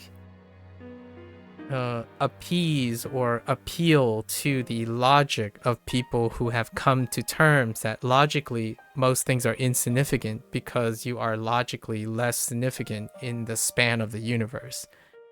I could also argue logically, well, if your death is an instance in time, then 99.9% of it lies outside of death. That 99.9% is greater than that one instance. So I can still apply the same logic, but at a different scale. And that's kind of how I would counterpoint or rationalize for people to keep on living. Like, it is really tough when you get a logical person who's very depressed, who have lost motivation and passion about things, which some of these characters tend to start off at first. Nearly all of the social links in Persona games tend to start off with very logical, justifiable, emotional contexts to just give up in general. So most of the Persona games, nearly all of the social links deal with people who have given up at first. And you, as the MC, usually fairly voiceless, but you are meant to say things that would challenge their notion, and they ultimately end up solving it themselves. Like, they're the ones who come up with a motivation to continue existing, which is this character is the hardest one, which is the one that deals with a terminal disease, because death is inevitable and deterministic for this person. So what he have chosen right now to do is to write a book. because what he did with his time is he's able to read books. He never reads the ends of the books because he fears that when good things that he reads about, all the beautiful, he tends to read happy books. And he doesn't want to read the end because it would imply that there might be an end to the happiness. And then he started to write a book about it. And what is another one?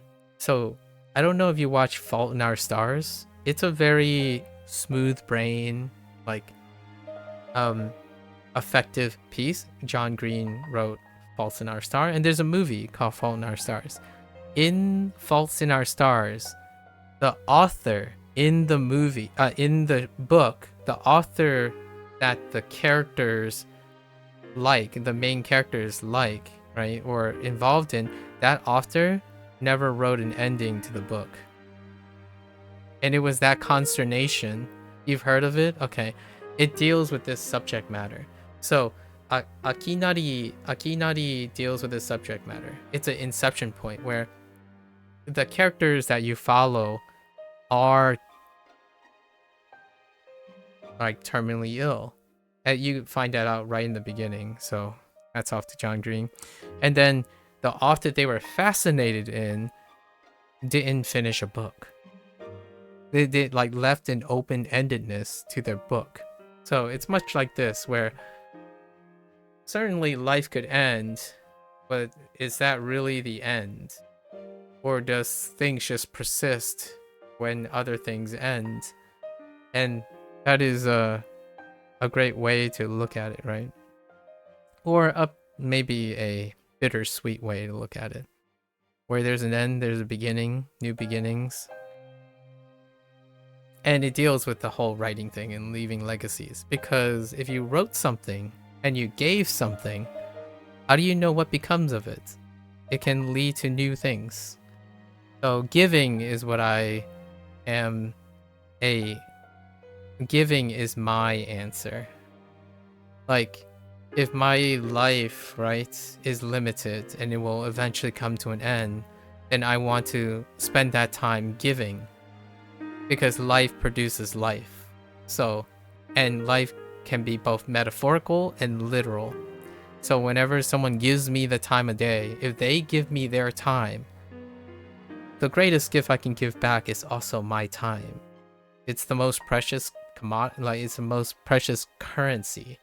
Or I would even say it's the most precious resource, because currency would imply that you can accumulate more of it, which you can't, you know, when it comes to time.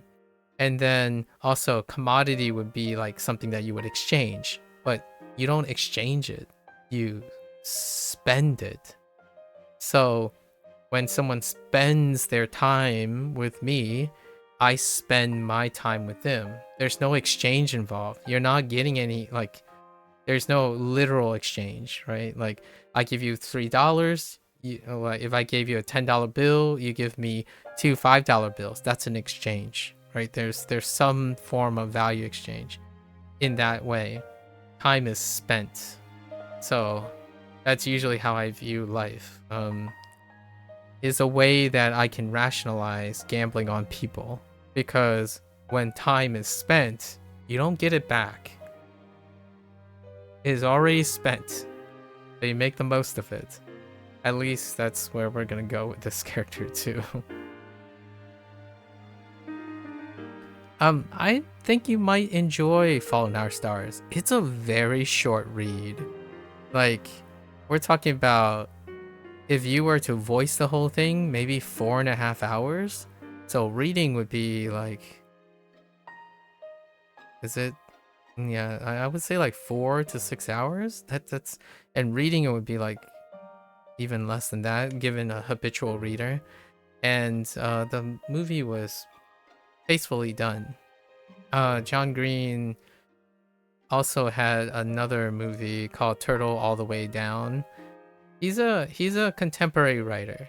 He talks about these things quite a bit, especially living a life of anxiety. I've been thinking about John Green's writing because I'm about to also, while Animal Farm is on the docket, we're also his new book about Andy Warhol.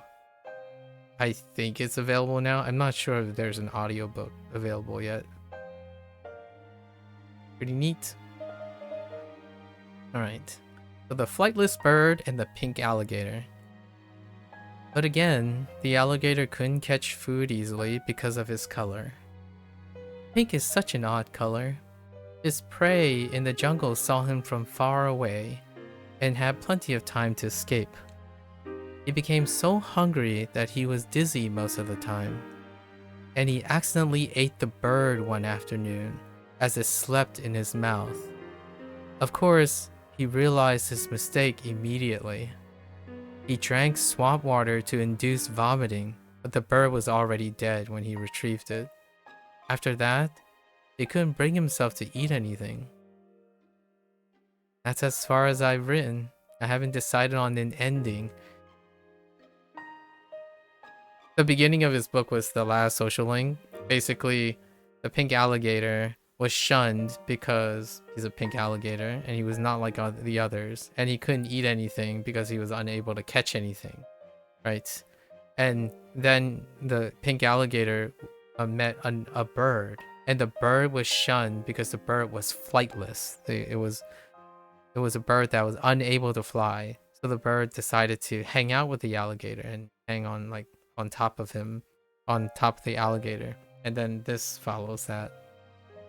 That's a wild metaphor about two dependencies and one consuming the other. It's a gloomy story. Is it really that dark? I don't know. For me, it's hard to tell.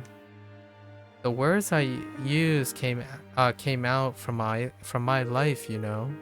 So they may seem depressing to you, but to me, that's just life. So before I mentioned I was writing a diary. That was a lie. I was writing my will. I couldn't face reality, and I was essentially screaming curses into my notebook. But for now, I'm writing my story in the same notebook. It probably isn't very good, but it contains some things that I've learned during my short life. When it's done, I want you to read it. I mean, meeting you is the main reason I started writing it. It looks into your eyes. That's kind of what I mean, like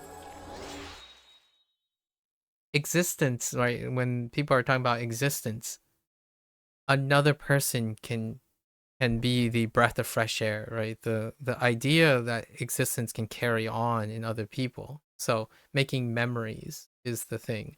His motivations to even cherish the whole idea of your main character. I know I talked about this earlier about how when I was younger, it's all about being availability and listening, because your character is voiceless for the most part. Your choices are meant to be there to acknowledge the existence of the other person, and being able to be a conduit for acknowledging another person's existence is sufficient. Well, it's portrayed in Persona as sufficient to keep the person going, and in that way they are able to come up with their own rationale for their existence. So it's kind of the running joke, or not necessarily the running, it was a running joke to me where my life felt like that when I was a teenager. So I felt like the MC in Persona 3. The game didn't take me off to another world or another life or role play another thing. I genuinely felt like that, where if you become available, if you make yourself available and you simply acknowledge, listen, and acknowledge and respond to allow the other person to process their existence, as in whatever they're doing, their problems, what have you, like a listener, right? They can find solace in that. And I've took that all the way to my adulthood, like my late adulthood. Right now, the idea is usually people are far more resourceful in finding their meaning to life, provided that there is something that reminds them that their existence matter or their existence has value. So typically that's what I would do. I would make sure, like, if someone doesn't want to talk about their life and they're spending time talking to me, there's gotta be some sort of acknowledgement. And the harshest social link would be this guy. I think this guy's background, he's a student. So he's like high school student. That's what he means by short life. So short life is he's still a teenager. I don't think he's on the older side. Because he talked about going to school. So that's a tough one. Ken, the one that we started with, Ken today, Ken is the youngest one. And he was willing to throw his life away to seek revenge for his mother. So he was the youngest to abandon the meaning of life. And Shinjiro, who is much older, I think he was 17. He was a junior. And he protected Ken and obviously told Ken to live his life. That's kind of the gift that he would give. Despite Shinjiro was responsible or involved in the death of Ken's mother. Wild ride, I tell you. And this guy's contrast is he has no one to blame. So who is he gonna blame? He's he has a disease, right? And he's terminally ill. And that's actually the synopsis of Fault in Our Stars. The whole title probably gives you that, right? It's like those happen to be teenagers as well. So John Green, I'm actually unsure. It would be really interesting for John Green to play Persona 3 Reloaded. I would love to see him play through the modernization of Persona 3.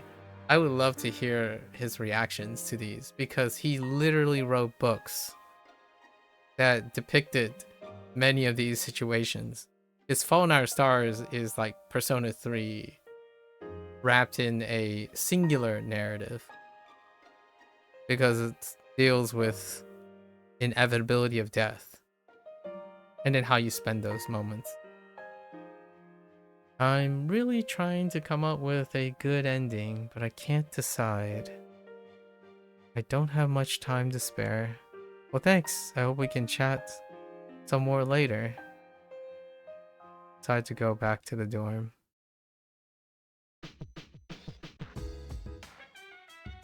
I was thinking about what Shinji would say to me if I died before him. I thought about these things. Are you scared of that? Death? Huh. If I'm thinking about my own, it takes a while before I even start to feel frightened about it. I just have the fear of losing someone close to me too. I don't know how often this happens to others nowadays. I don't usually bring this up unless they bring it up. I do think about my death quite a bit, and I would be more inclined to agree with Akihiko. I usually don't often contemplate about the value of my own death. I usually think about all the stuff that I would affect because of being absent. So oftentimes I concern most of my life with the life of others and the death of others versus the death of myself. And in a way, that's a fairly common thing for someone who is still thinking that they can do things in the world, right? So when you think about actors and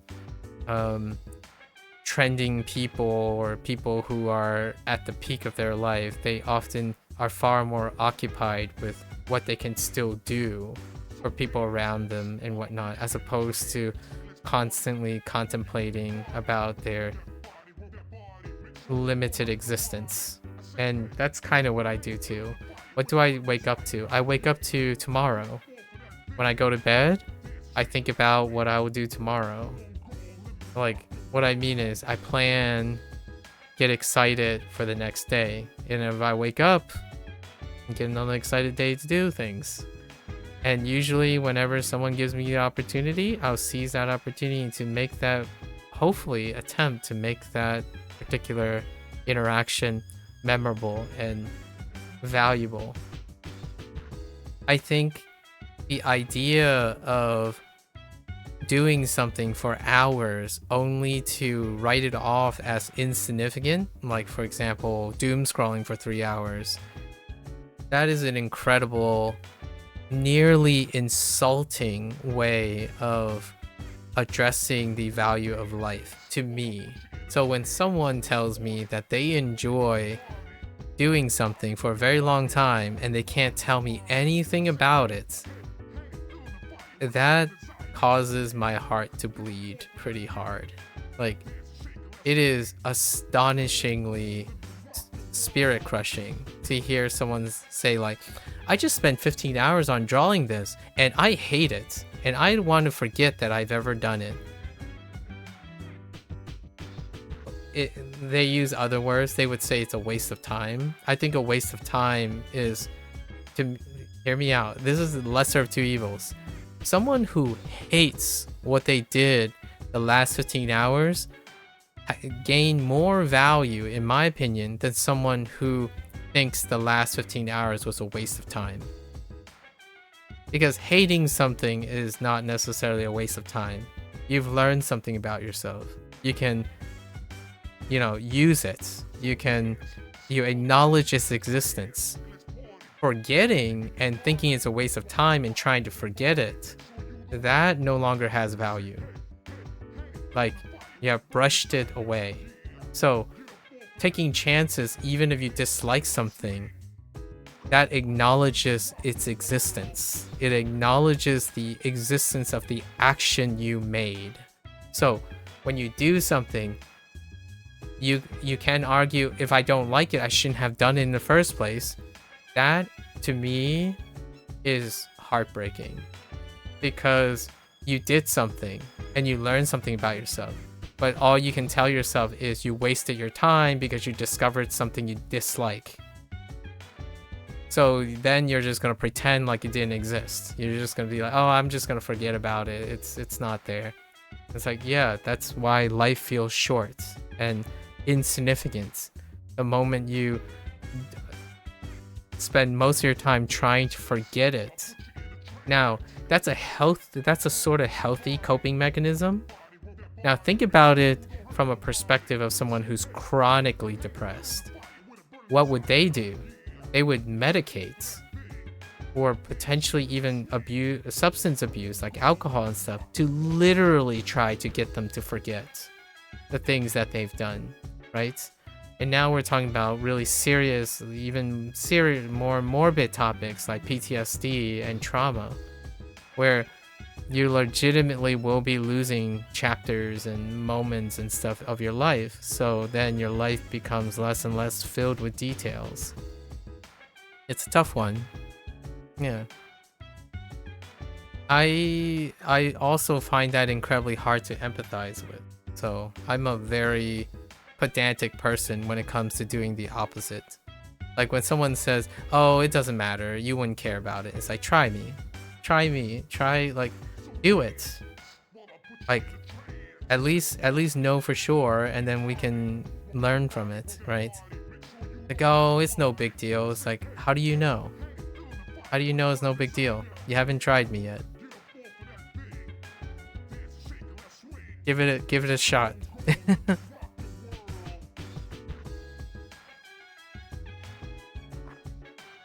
All right.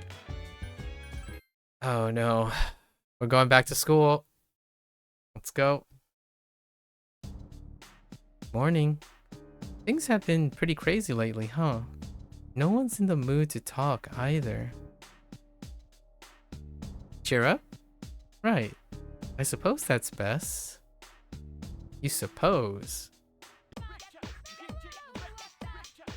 Oh, which teacher is this? I think this is the physics teacher, right? December already? It's almost the end of the year. Let's not ruin our last month of the year together with laziness, okay? You believe you would give a fair shot to a lot of topics? That's good. Oh, you believe that I would give a fair shot to a lot of topics? Fair enough. Fair enough. I hope you do too. At some point. Like most things, you know, most things. Remember, there's an exam next week. Though, didn't you guys just have exams? Time flies. Oh, I forgot. The last session, we had that, whatchamacallit? The Kyoto trip. Yeah, I totally forgot about the Kyoto trip. I'm pretty sure we did the Kyoto trip. The school Kyoto trip. In the game, in the video game. The material on the exam begins on page 160 and will include what we go over in today's lesson, which is the definition of allotrophy. Allotrophy? Oh, okay, yeah. The property of some elements to exist in two or more forms that are chemically identical yet physically discrete. Is that what I use for allotrophy? I thought it was a different term. But that's fine. Allotrophy is fine. Get it? I bet there's at least one allotrope you guys are familiar with. Let's see if you know what I'm talking about. It's either going to be like an oxygenated item. Which allotrope is formed by 3 oxygen atoms? It's ozone. Dry ice. Dry ice. It's ozone. Every living being needs oxygen to survive, and everything on the planet needs ozone too. You know how toxic UV rays have been eating away at the ozone layer, right? Due to the environmental destruction, there's less and less ozone. I probably have nothing to worry about, but you guys might. Wow, that is some practical cynicism right there. So watch out, okay? Or just like not cynicism, but practical callousness is what I would say. Callousness.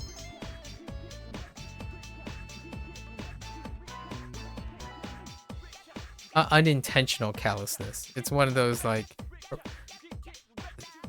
stereotype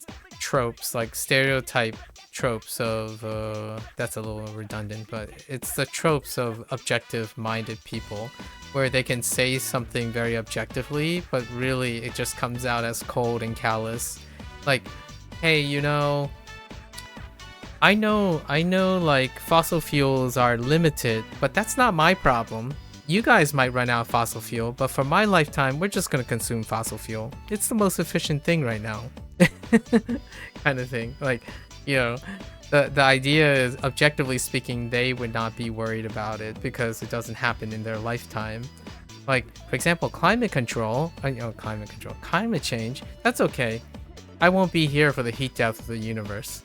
That kind of thing, where it can come off as incredibly callous and emotionally distant, and yet they're really objectively stating the truth. Like,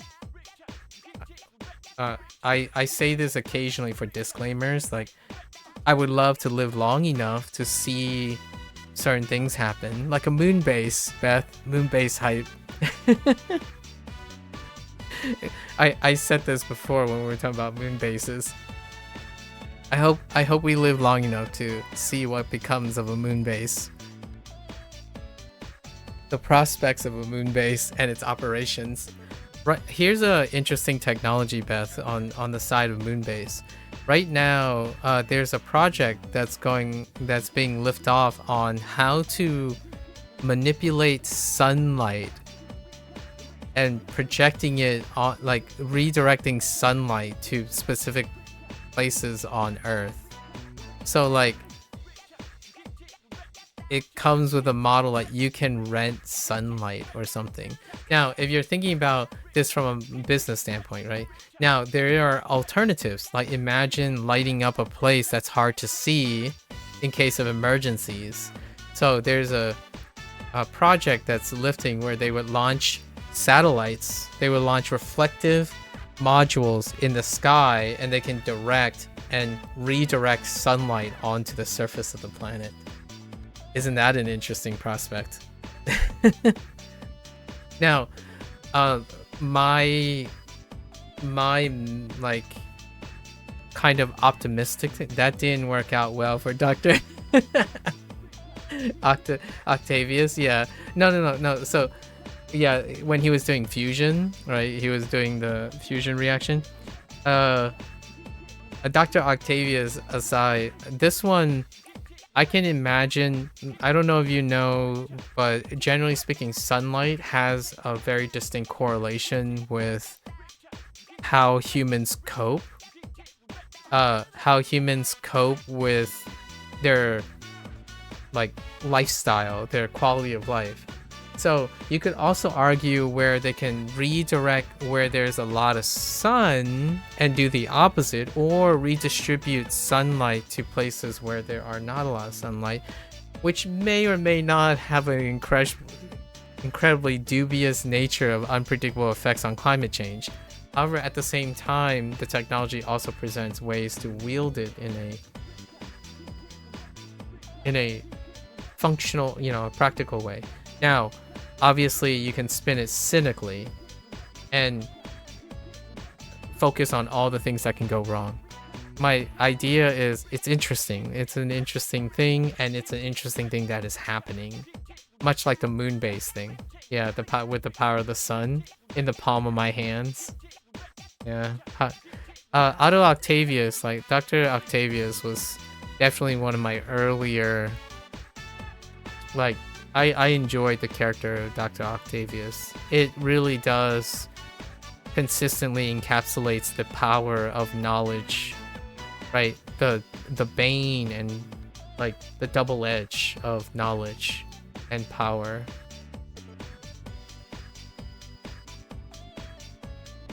Alright, so where are we going here? I think we have free days, so we're just gonna pass the days in bed. Like a chronic narcoleptic person. I'm just gonna go to bed to fast forward to see the events. Hi, how was your day? Try to cheer up. Thanks. Oh, you're welcome. Sorry, I guess I'm the one who's the most confused. Oh goodness. Goodness gracious.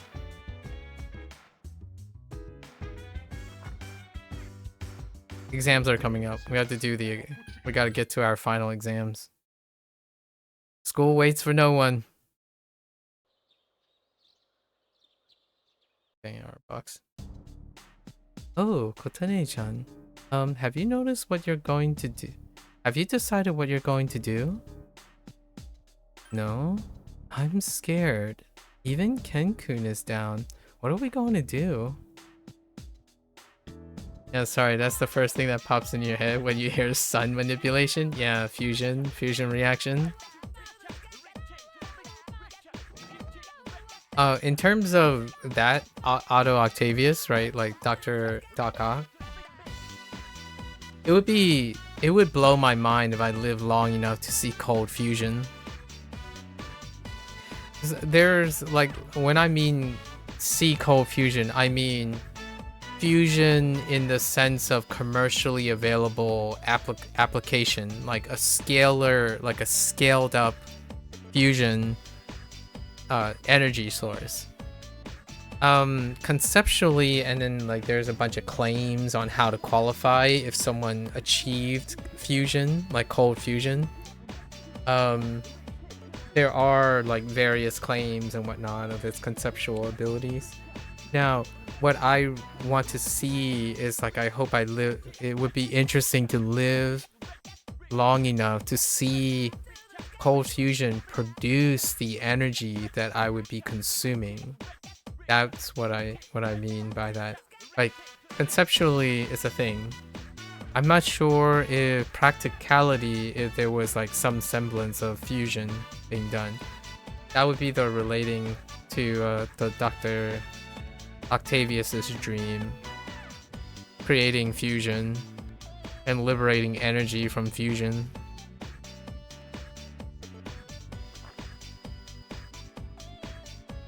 Very neat. It's kind of like one of the usual, I mean, I'm not a physicist, however, the usual like holy grails, untapped energy source, self-sustaining and contained diffusion. Crazy. And I'm saying this as general as possible because I don't actually know how one would go about doing that. Let alone like nuclear fission, which is used in nuclear power plants. I understand the general concept of it, and then some of the regulatory ways to like maintain nuclear fission. Hey, Kotone, do you think it's funny? We have so much time to worry about it, but we're still going to school as if nothing changed. True, but we'll have to make up our minds sooner or later. Otherwise, it'd be too late. Oh boy. Exams start next Monday. Oh, I forgot which teacher he is. Is he the... Yeah, I don't remember which teacher he is. We're a little ahead of schedule, so let's review the material. When I say electromagnetism, Lorentz force, and Fleming's left-hand rule should immediately come to mind. I won't be giving partial credit if you write right-hand rule. Got it? Okay, let's move on. That's a silly physics joke. That's a funny teacher / physics joke. Giving partial credit because you wrote hand. So like left hand and right hand, right? It's a 50-50. So technically you wrote hand. So logistically you would give some partial credit because they wrote the word hand because it has to do with direction, right? But it's weighted. It's either left or right. If you wrote up and down, and the argument for partial credit is, what if the person wrote like up and down instead, and then that would be a loss of full points, right? I don't know. This is not an uncommon, by the way, that joke that this person made is not an uncommon thing. Legitimately, if you have a bunch of teaching assistants who are grading exams, I do ask the professor if they would accept partial credit for certain things. And it can be things like the linguistic aspect of writing something and the motivation or like the inference of their attempt. Does that imply that they understand some of the concepts or not? And therefore, it's a rational argument for giving giving partial credit because of open-ended questions. Sorry, what? Are you asking me if there's any tricks to getting smarter? That's a deep cut because I get asked this a lot. And I wonder what they're going to say. Sure, there's an easy one. It doesn't even require any memorization. Here it is. Study. Honestly, how could you not know that? Well, write this down, because I'm about to erase it. Come on. Yeah, that's a really unhinged way of saying it. So the idea of study, the difference between memorization and study is that study involves both practice and exposure. Memorization does not need to. Memorization does not necessarily require practice. Like an output. In my opinion, studying involves the process of learning and practice. That's why I define studying as learning and practice. So input and output, not memorization. Memorization is input only. Or it's input dominant with a very minimal amount of output. You have no application. Exams help with promoting use of that input.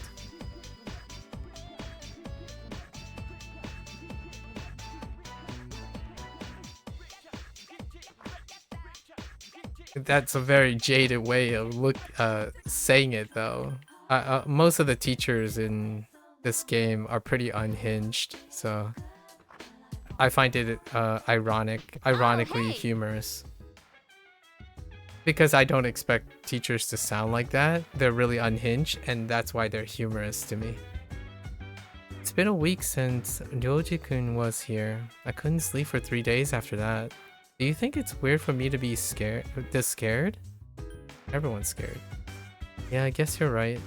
You don't really know how much you take your life for granted until there's a possibility you might lose it. It's difficult to explain. Okay. The whole idea of knowing that death is a thing to appreciate life's value, right?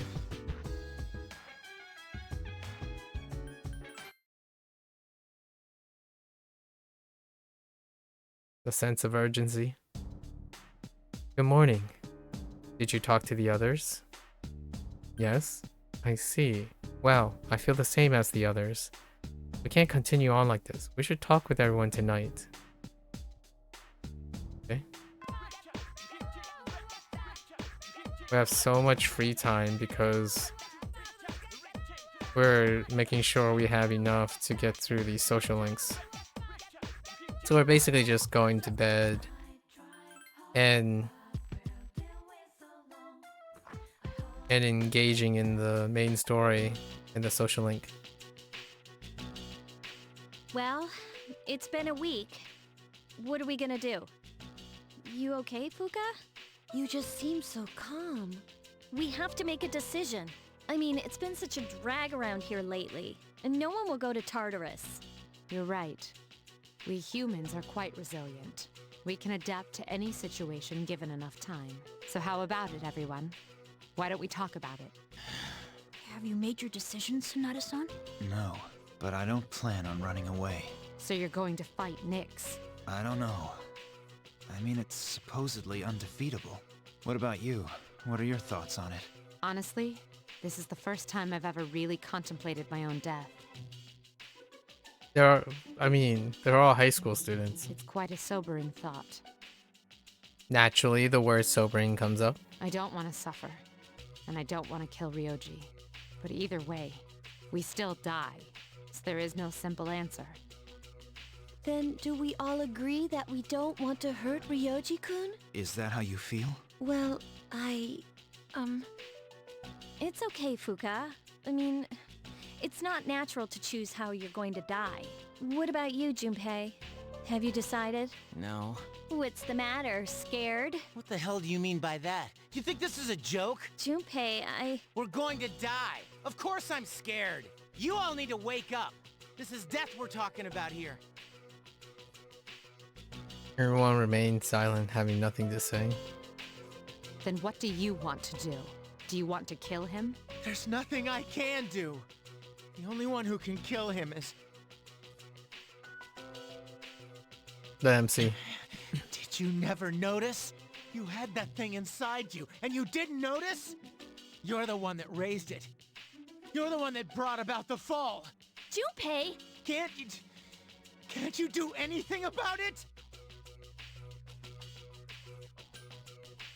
Stop it, Junpei! It's not her fault! Her carrying it is the only reason we even have this choice. I know that, damn it, but in my head, I might know. But He's even though biting I his know lips. thinking about it might not solve anything, I'm still scared, damn it. I know how you feel, Junpei-kun. I'm scared too. Yeah, we're all scared. Yes. I can't stop shaking. Me either. I'm sorry I teased you, Junpei. I was just trying to lighten up the situation. Personally, I don't want to forget everything. I've learned so much since coming here. Yuka-tan, I'm sorry I kept yelling like that. I don't think any of us could have stood up to you right now, Junpei. So, don't worry about it. Right? I'm hurt. I'm sorry. You don't have to apologize. I know this isn't your fault. I didn't mean to lash out at you earlier. All right. I don't think we're prepared to make a decision just yet. Ryoji said he'll be back on New Year's Eve, so we still have some time to think about it. So until then, let's just try to live our lives as normally as possible. Yep.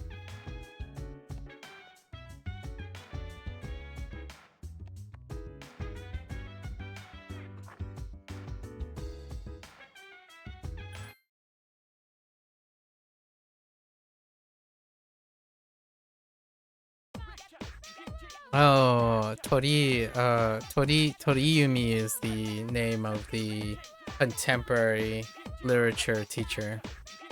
Exams will begin on Monday. Have you guys studied?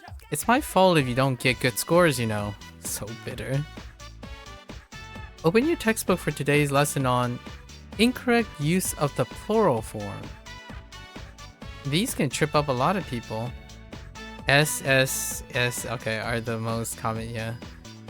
Got it? However, there are some irregular plural forms. You seem confused, Junpei.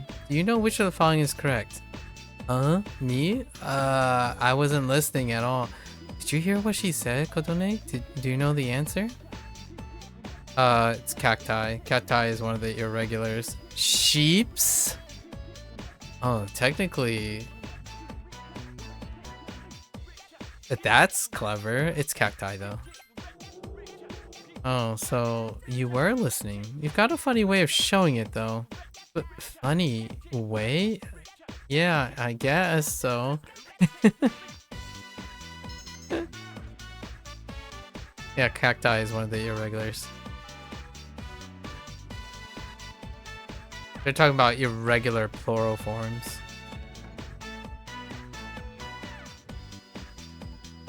Some might argue, well, there's no such thing as sheeps, right? And mooses.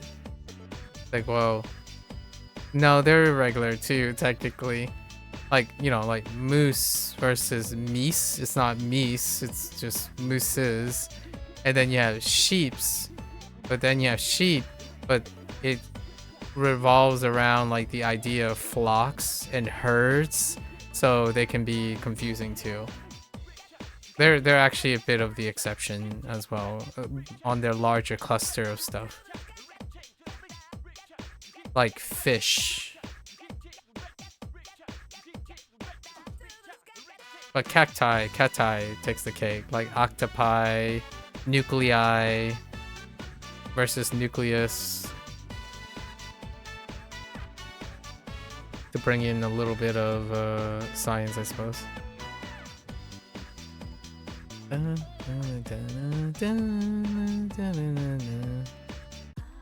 We're just going to bed to advance advance the story. Welcome back. Exam begins next week. I know it'll be difficult to study for them, but if you run away now, you'll just be giving up on life. Oh, and please let me know when you're... Let me know I need to get some exercise, so I'll explore with you. I'm not leaving the ring without a win. Wait, can we walk Koro? No.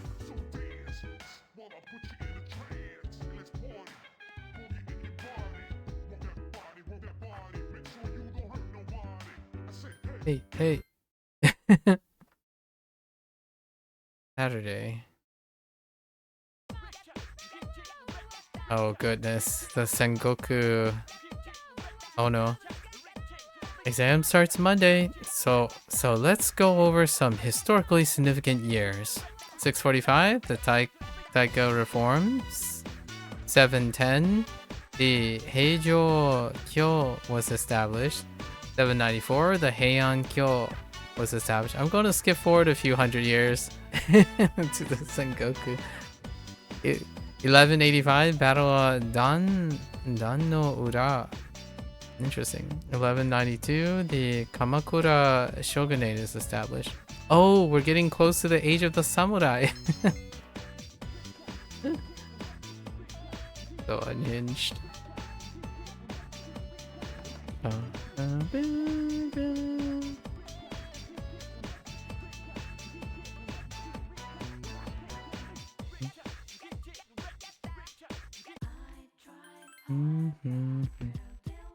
We're sleeping or walking the night away with Koro. Hello. Koro-chan? Can we go on a walk? Tadaima. Welcome back. Welcome back. Okari nasai. Alright.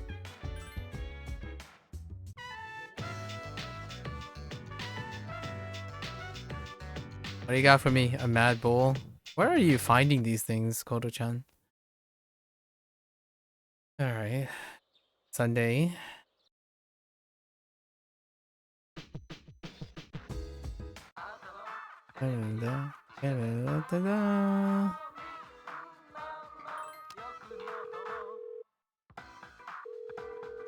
Alright, it's Sunday, so we can visit Akinari.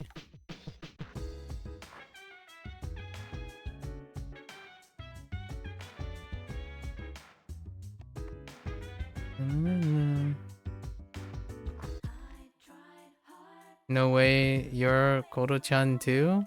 Are you now?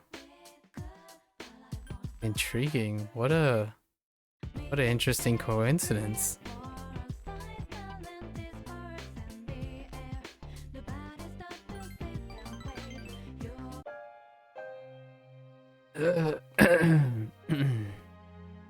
Just give me a minute so I can calm down.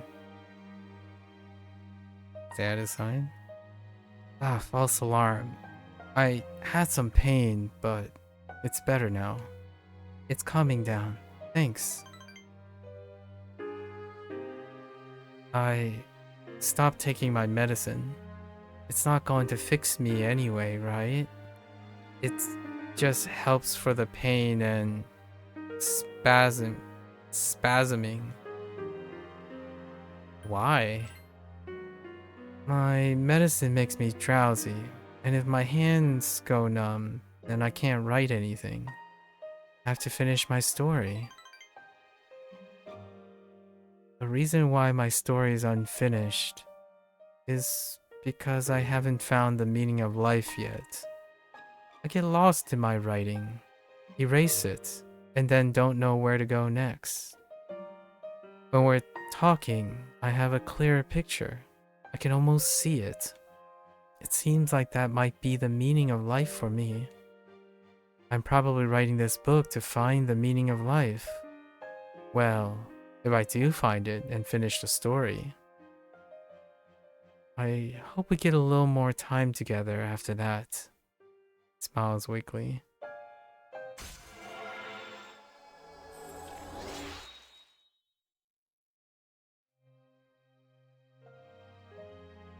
The sun is setting. I hope to see you again. Sup, dude? Exams start tomorrow, huh? Huh. This is the first time in exams taking my mind off of something else. Usually it's the other way around. Well said. Alright. So we're doing our midterm, our final exams. Just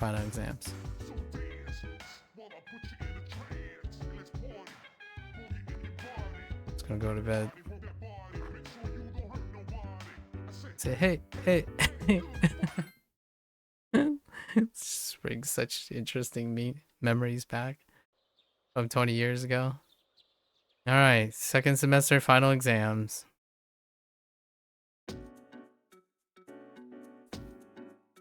What year did the Battle of Danora begin?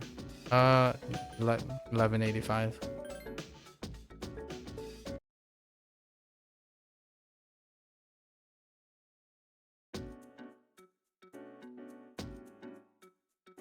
What What elements found in ozone? Oxygen, right?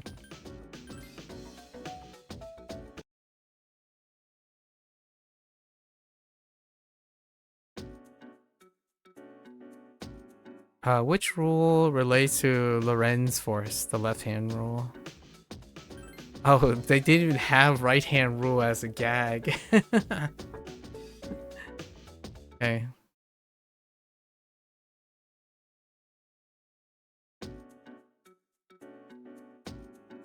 Translate the following. Fuyu wa tsutomete. Right? Winter mornings are pleasant.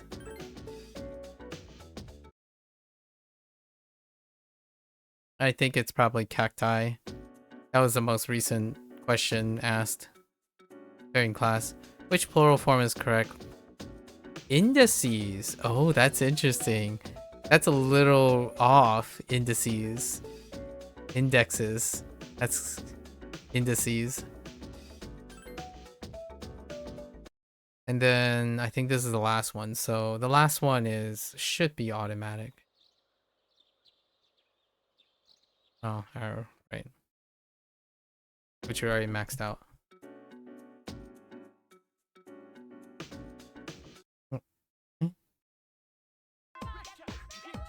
The sets from the like the exams are important for later when we're doing our extra content. Alright, so we still got Empress to do.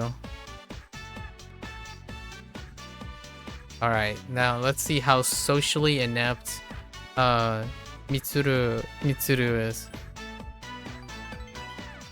Alright, Mitsuru. Where are we going? The takoyaki stand, okay. Interesting. So takoyaki doesn't consist of an entire octopus. I see why takoyaki was placed in quotes. Only a small portion. Well, it makes sense. An entire octopus would be too much food for one person. Huh. Sometimes I am amazed at my ignorance of the world. Just needs to check. Anyways, let's eat. Itadakimasu. You're right. I will have one takoyaki, please. What? Takoyaki isn't sold in individual pieces? So I can buy a dozen at this price? Seems amazed at the low price. Mitsuru is enjoying her takoyaki. So it's filled with diced octopus inside. Interesting. Omoshiroi ne? It tastes slightly sour. Are there other ingredients in addition to the octopus? Well, whatever they may be, they taste absolutely delicious.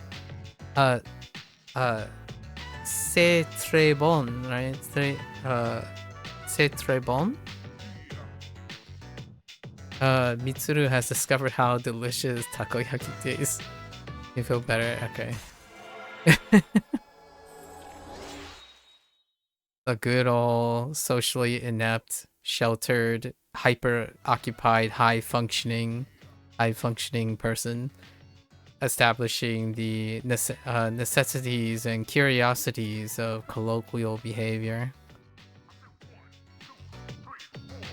That reminds me of what Akihiko was talking about when we walked past here. Don't you think Akihiko has been acting differently lately? I didn't mean to be rude, it's just that I've known him for such a long time. Perhaps he's just maturing. Does that make you happy? Of course that makes me happy. With all we've been through, it can be difficult to get over our past. However, Akihiko is trying to learn from his experiences. I'm very impressed by him. When I look at Akihiko, I'm reminded of so many things about myself. I can't explain why, though. You're a potato, Mitsuru. You're socially inept. You lack empathy. It's probably something else, but Let's say that's true.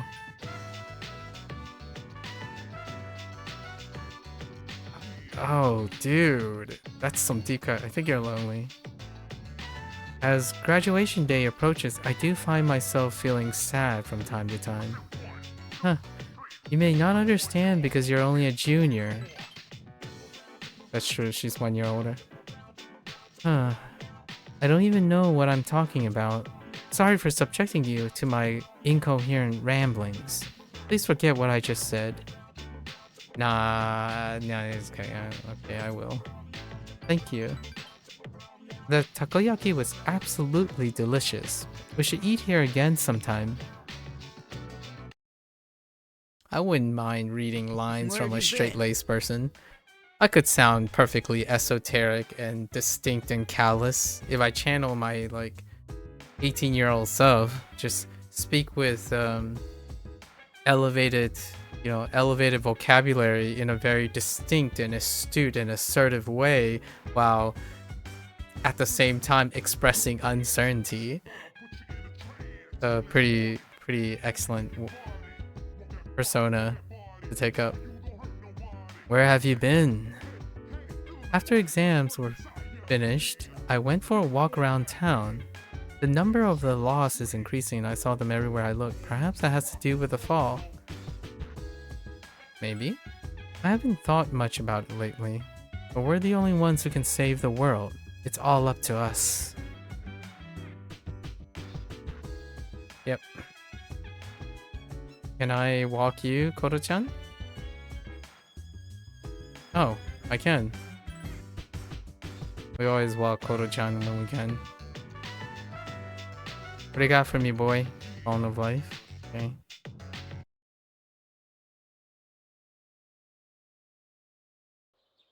Wait, is this Sunday again? Oh yeah, because of the midterm. The final exams. So we get to go to visit Yukari's room at the dormitory. Yes, who is it? It's me. Oh. You don't stop by very often, Senpai. Is something wrong? No, I just wanted to talk. Aw, are you feeling lonely? Wow. Hey, are you teasing me? No. Well, maybe just a little. I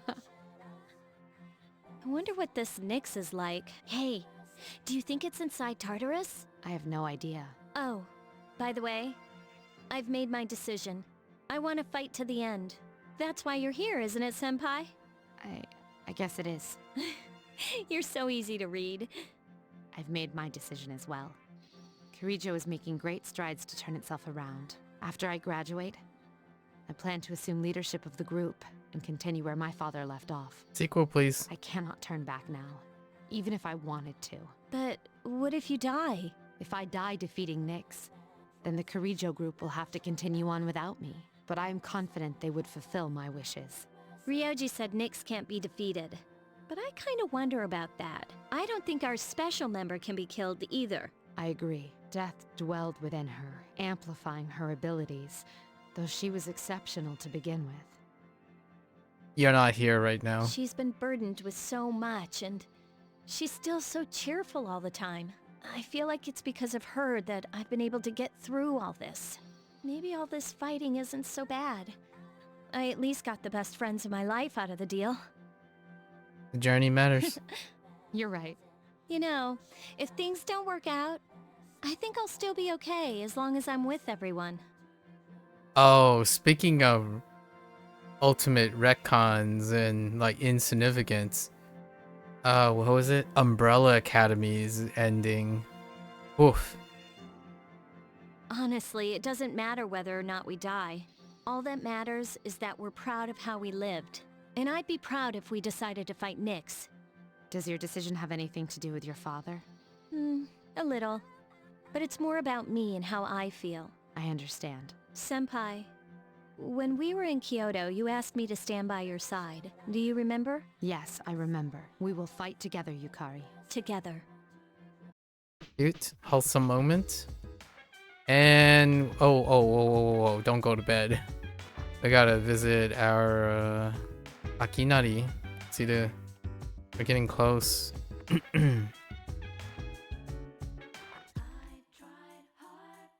Dun, dun, dun, dun, dun.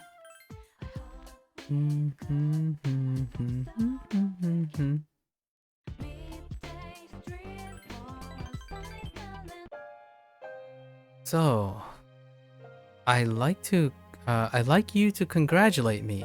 As of today, I am a free individual. You finished the story? No, not quite yet. Almost, though. He's smiling. Just got back from the hospital. They were going to admit me, but not anymore. Guess my body is too weak to undergo surgery, so I refuse any medication as well. So much for the hospital, right? Now I'm just waiting for the end. But I don't feel like I'm the only one being singled out anymore. Everyone is waiting to die if you think about it. Some just have longer to wait than others. But once the time comes, it's the same for us all. Obviously, I was already alluding to this earlier about like nihilism and determinism, right? Or deterministic nihilism. It's a coping mechanism as well. Like it's a cathartic coping mechanism for some as well, depending on your perspective. I'm still a little lonely, but I'm not sad anymore. He smiles slightly. I want to remember what you look like, Kotone. You are beautiful. You're like a pristine lake. Akari's smile is tinged with sadness.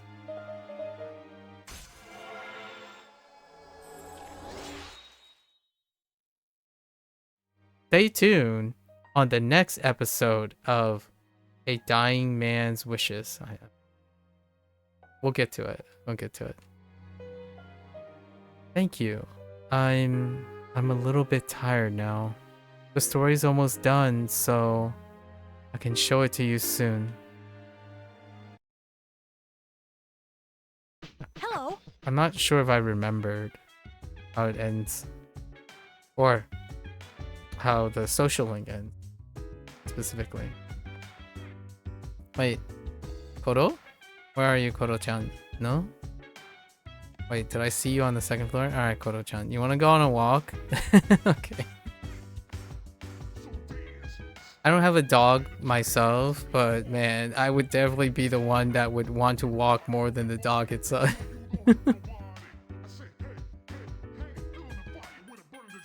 Like, I need to think about something. You want to go on a walk? Exam results. Yeah, okay. Top marks. Clap.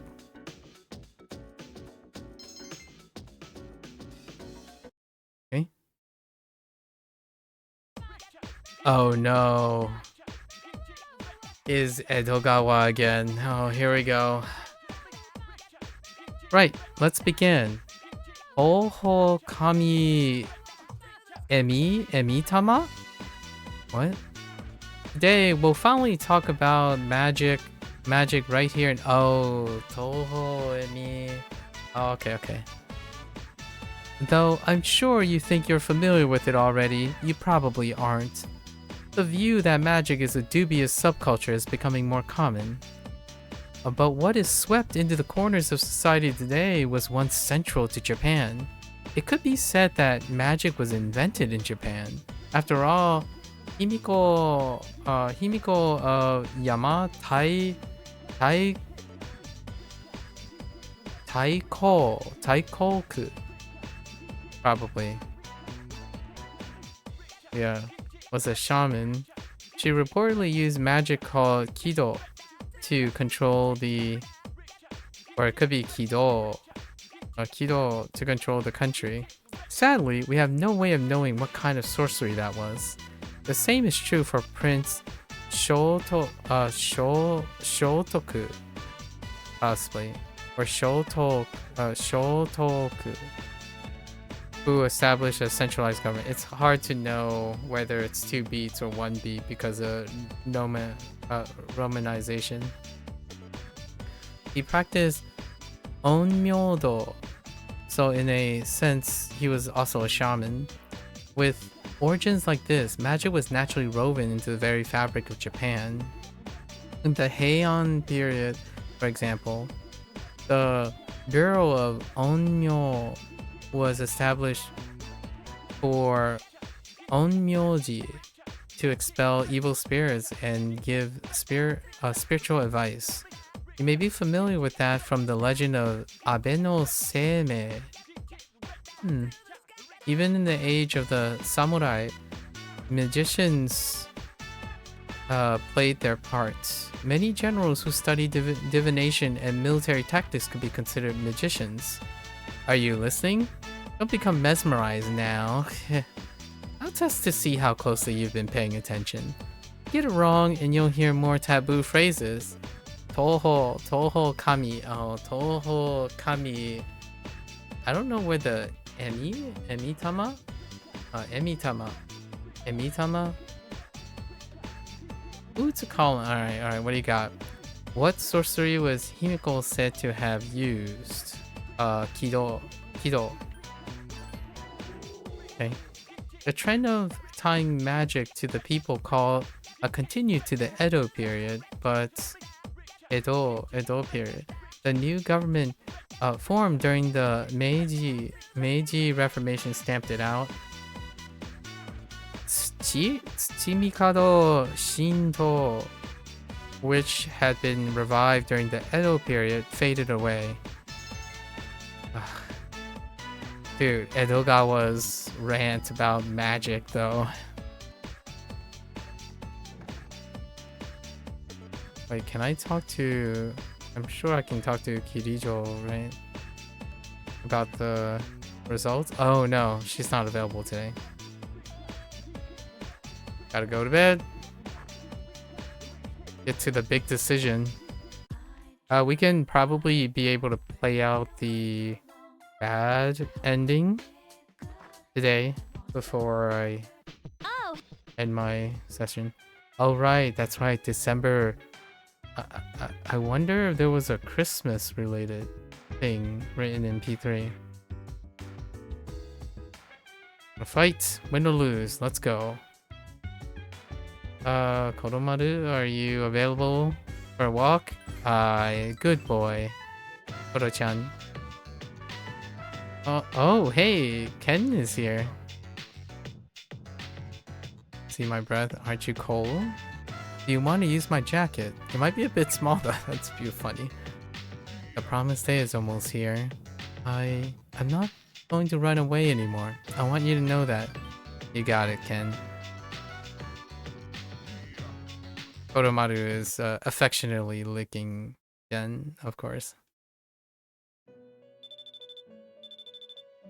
Oh no, is it about the 6th block?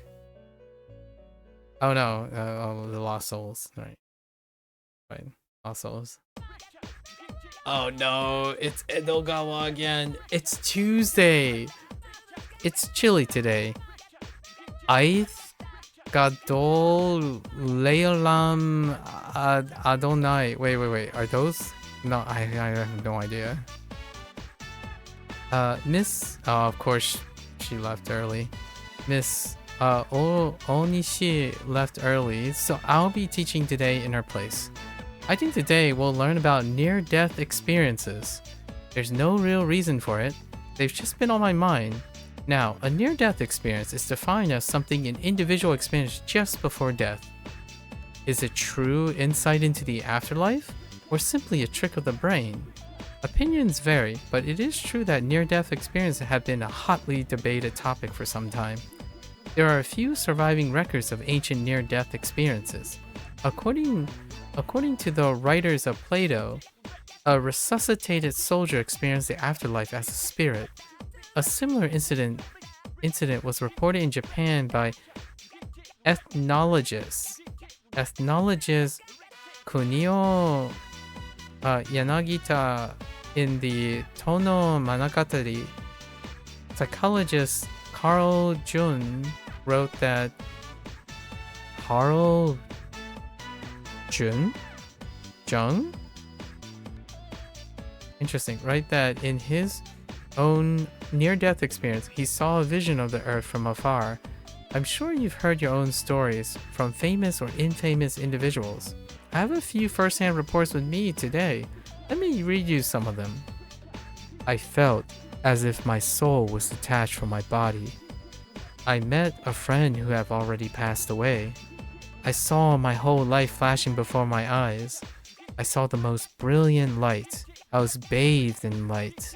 I experienced complete and total happiness. This is called euphoria. These kind of reports are typical. Some have attempted to make direct recordings of near-death experiences.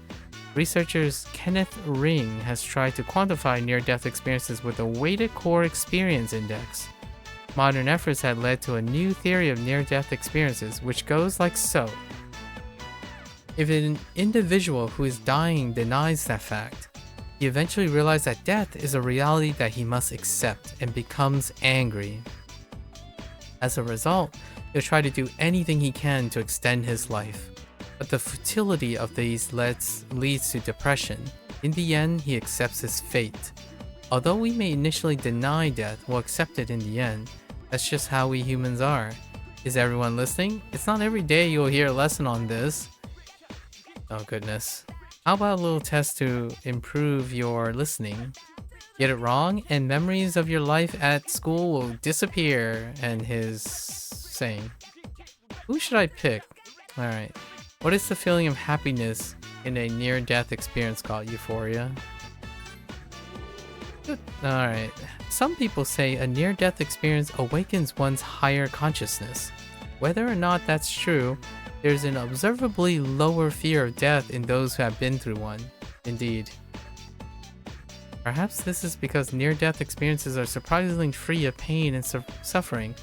I think it's more like neurological and chemical, like in a way to be a little reductive, a neurological chemical response to adaptive behavior on normalizing the threshold of a near-death experience. So things pale in comparison when you're using rationalization to compare. Like for example, when you have a bad experience and you have a worse experience from that, any experience lessened by the lesser in comparison to the worst experience seems to be not as troubling. Something like that, like conditional relatives. But this is not to say I want any of you to seek one out. Use the time you have here wisely, okay? And I would say the same thing. The conclusion is that I would never want to wish a misfortune and adversity on someone in order to condition themselves to be better adjusted and adaptive to those adversities. I usually use my stories of adversity and the stories that other people freely allow me to use as like an anecdote and analogies. Typically, in both perspectives, they would allow someone to be more hardy or adaptive and robust to adversity in a way, like a tolerance or a coping mechanism or problem-solving skill, right? At the same time, I rarely ever wish that upon anyone, and you should not seek it, in my opinion, or one should be discouraged from seeking it. When that time comes, hopefully there's a support system and a robustness of experience for people to negotiate these type of harsh events of life, I suppose. That's all for today. Class is dismissed.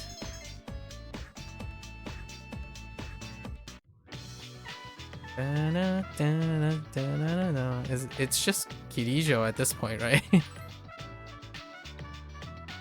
There's no other person in school, I think.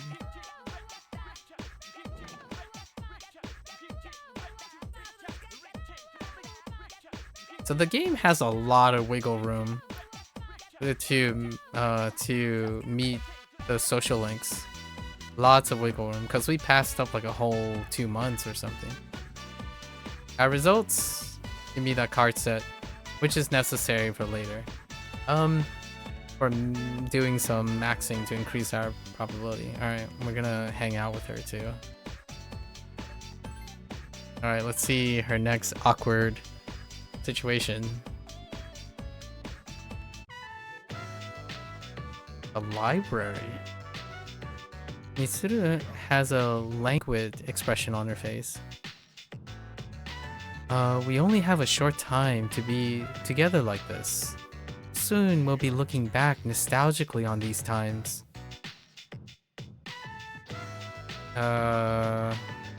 You seem troubled. I'm just tired. There's no need for you to worry. Seems annoying. Since my father passed away, I've been faced with many difficult problems. My inheritance, the future of Kirijo, and the expectation of someone involved with both. Most likely I won't be able to attend college or begin a profession. I'll have to find another path. She looks unusually timid. Say, Shomi, what are your thoughts on marriage? To be with your true love. Huh, you're so straightforward. Seems happy. However, I'm a Kirijo. I cannot simply make a decision according to my emotions. An agreement between two parties such as marriage must be carefully considered. This is what I think. Marriage is a social contract. I've heard that before among my peers. You're not just linked body and soul, you're linked to each other's social backgrounds as well. My parents' marriage was arranged for strategic reasons, but as time passed, they slowly grew to love each other. It's a very Easternized way. I don't consider them unfortunate. Love comes in all different forms, I would agree. And we were just talking about familial love as well. But there's also obligation, duty love, social contracts. And then they can all blossom in one. Like a social contract can bloom into a love of passion through friendship, as well as lead to familial love through the duty of family, right? And then even then, one can incorporate sibling love. And platonic ones, obviously. Do you disagree? But your boyfriend? What'd you say? I don't know. If I could speak with my father one last time, I would ask him... Seems sad. Oh, I would ask him. I can't believe the library is closing and we're still here. Talking in the library. I'm not setting a very good example as student council president. We should go. That's cute. Talking in the library is a weird choice.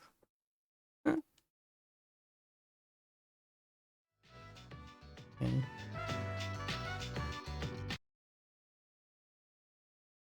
Sup, dude? Alright. Sup, dude, you, man. Go for a walk? Koto-chan, you gotta live you gotta live it up. What do you got for me? Oh, hey, Fuka. Do you have any plans for Christmas yet? Maybe a shrine isn't the best place to talk about this though. If you and Yukari-chan are free, I thought maybe we should celebrate together. We could celebrate together. Oh, I mean, this isn't set in stone or anything, okay? I haven't asked Yukari-chan yet, and you might have someone else you'd rather be with. That's a good question. That's a good point. Bath time. Wait, did they just say, do you want to join them? Or join? That's weird. Emperor's birthday. No school.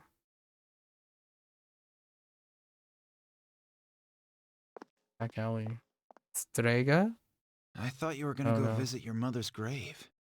Oh, hi, Sonata-san. Is this where you should be? Well, I was planning to, but when I thought about what I was gonna say to her, it just didn't feel right. There are things I still need to do before I talk to her again. Yeah, same here. I don't have anything I need to tell Shinji right now. I have my own stuff to deal with. An undefeatable enemy, huh? Gosh, wonder what it's like. You got me. But it doesn't matter because I've made up my mind. I'm gonna look it straight in the eyes. Straight in the eyes. I like the sound of that. You can count me in too. Yeah.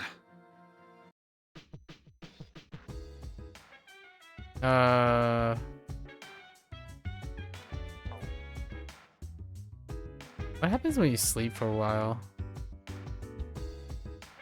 So you just don't walk out of the room. You're just gonna stupor.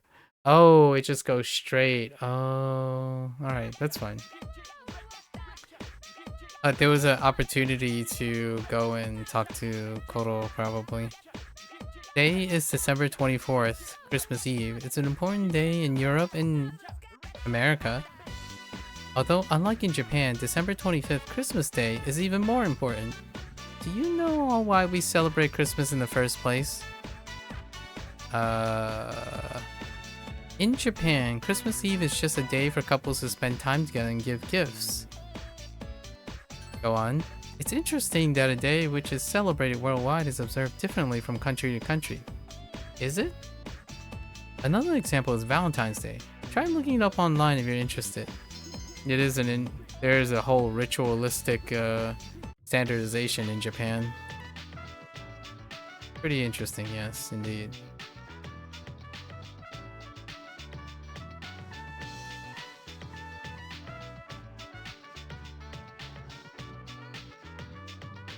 Are you free tonight? I mean, let's just go with Akihiko, right? I'll come get you after school. Yeah, sure, let's go. We have free schedule, so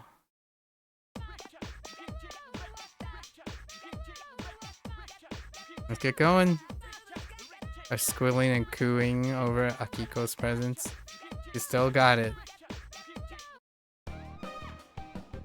Onimo?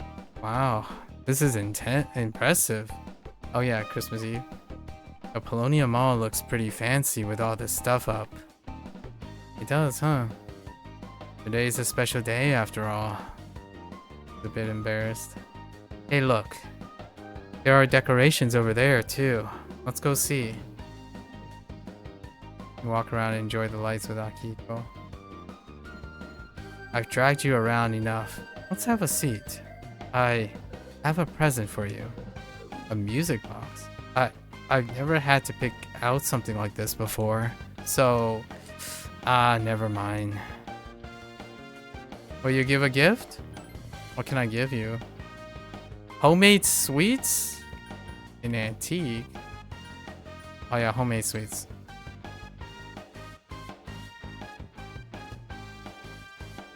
Wait, he doesn't really like sweets that much. We should still give him it. You got me one too. They look delicious. Let's eat together. Open your mouth. See? It's good, huh? Okay. Christmas never meant much to me. In fact, it was more painful than anything. The town might get all lit up, but Santa never visited me. He came for Miki, of course. That's cute. There's an inference there. But this year, he gave me a gift too. Share a tender one. Nice. Well written.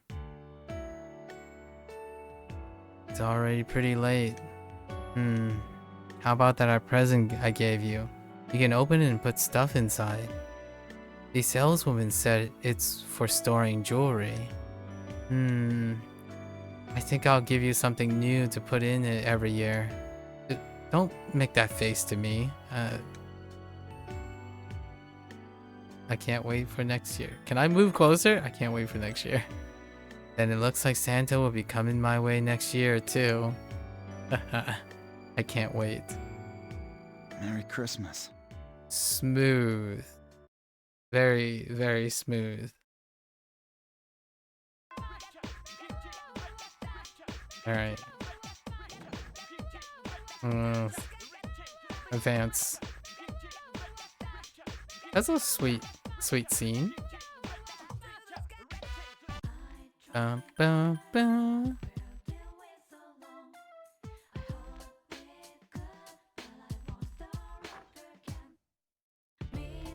Where have you been? Okay. Today is December 25th, huh? All this talk about death and fate in town. How about talk about a non-romantic Christmas? Christmas will be better next year. That's right, next year. We're not gonna let the world end. Darn straight, we're not gonna let the world end. Oh, alright. I think we finally got to, we got to the next Tartarus section. Am I gonna manage to get to the Tartarus section before? Yeah, I think we can. We only have to find the peeps and, oh no, we do have to. So I'll be right back. I need to take a quick bathroom break. I think we can get this before we see the bad ending.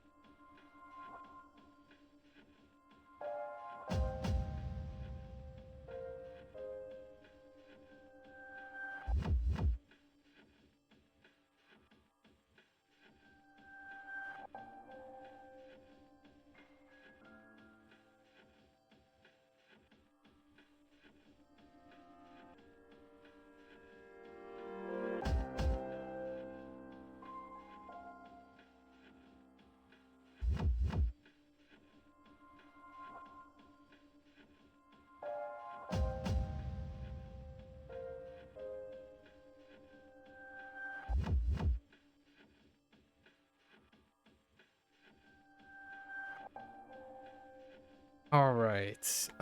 We have to complete these tasks. So let's see if before the deadline. And yeah, it did include both the blocks. So it's the last guy. I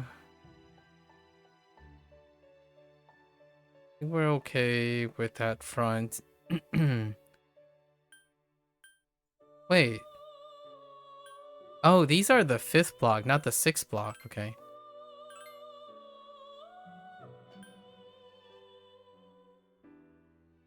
And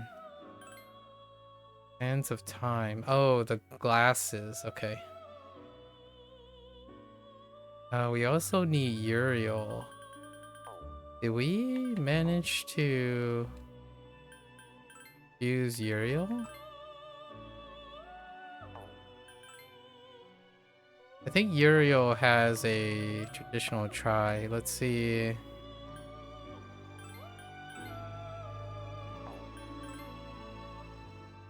Gabriel.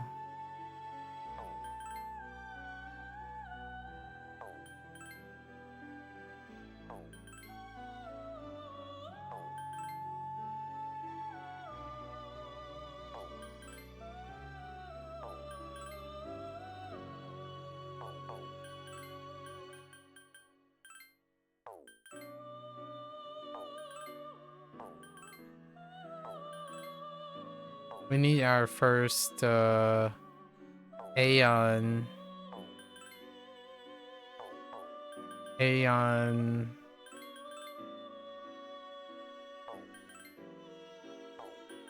persona.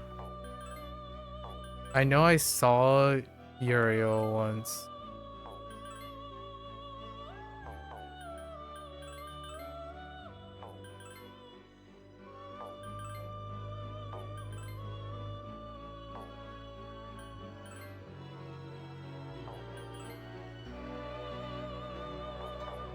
Where are you? Alright, we'll have to look for Uriel.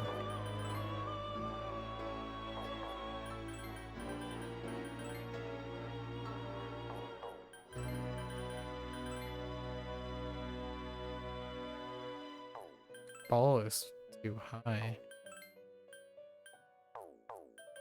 Or Bale, I could have sworn. Alright. We'll have to look up for Uriel at some point. Let's try to get these two quickly. Who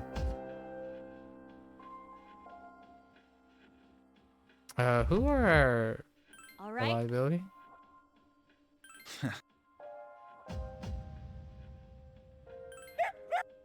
Alright. Good enough. We have to go up to 201. And we can find both.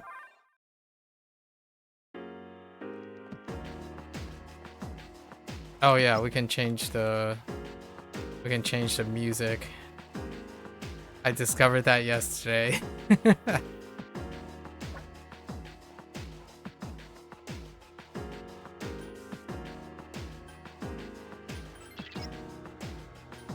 Let's do the second one.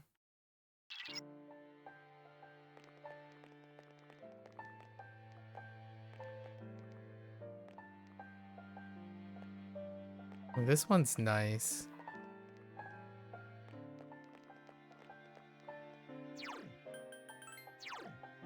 Did I get anything for you?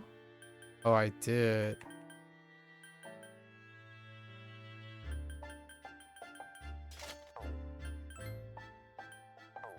Ooh, this one's not lovely, this piece. Oromaru, did I get anything for you?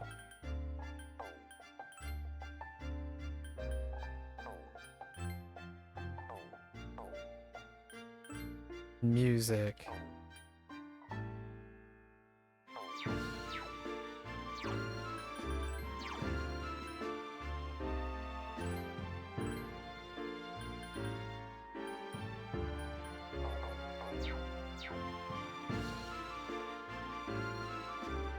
Oh, this theme is awesome.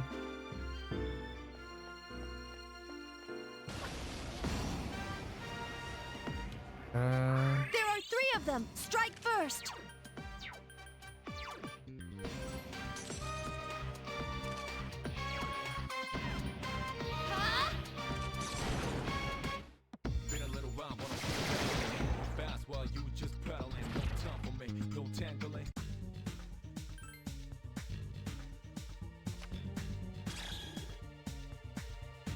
What am I looking for? Red shadows. And I'm looking for the hourglass things.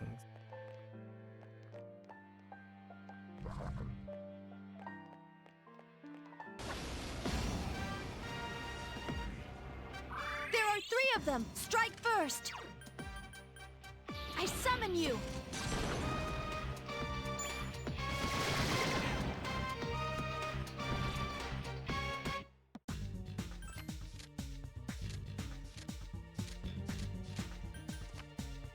I don't know how much money I'm gonna need to do fusions, so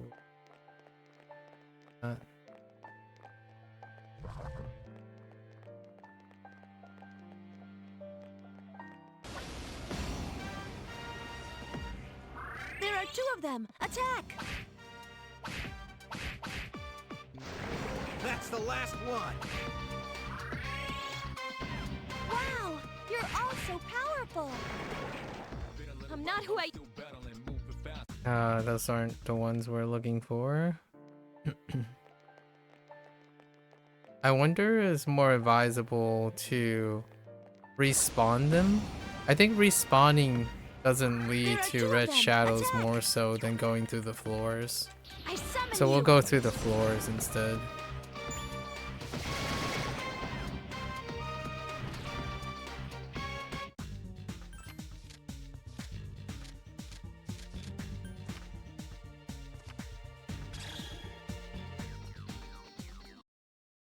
They should be in this range.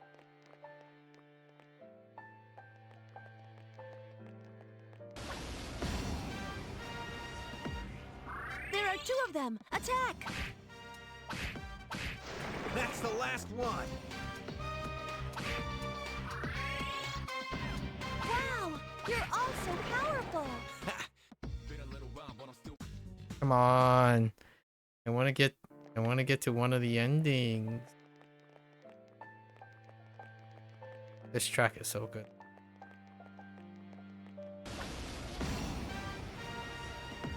There are 3 of them. Strike first. Alice! We're basically just using ATLUS as a shortcut.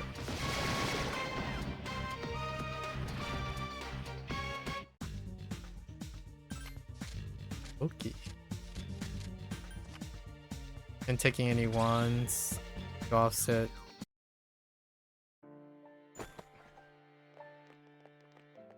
Any XP? Just take the XP.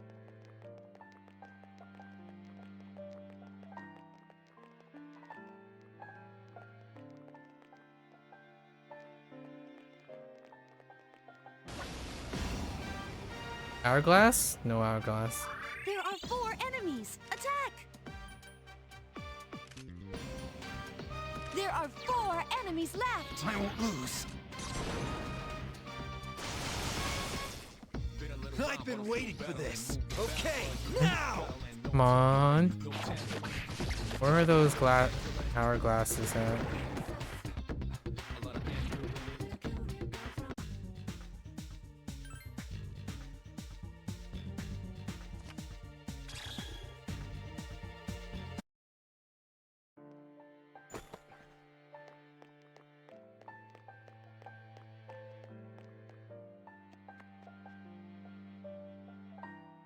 Okay. There's someone on this floor. Find them, please. Yeah, that's the person that we had to find. Oh! Wow, we found them really quick. Okay. Back up we go. Actually... Oh no. I swear the perpetual sand guys do occur at the upper floors.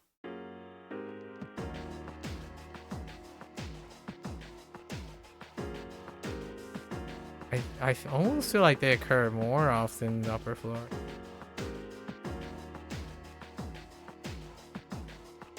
We're also looking for shadows. Oh, red shadows. Oh, you butthead.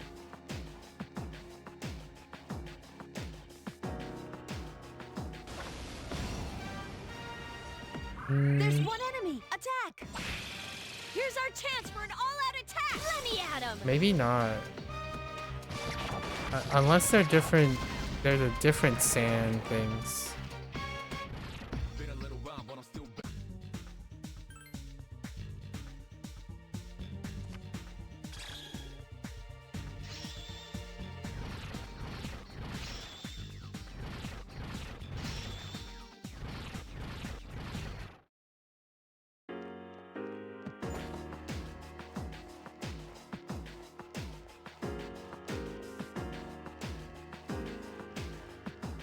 Red shadows should be able to occur.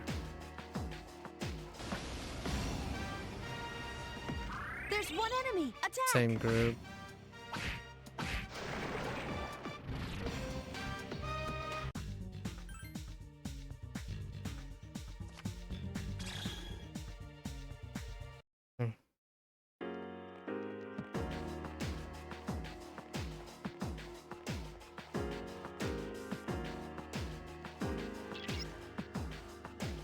darkness.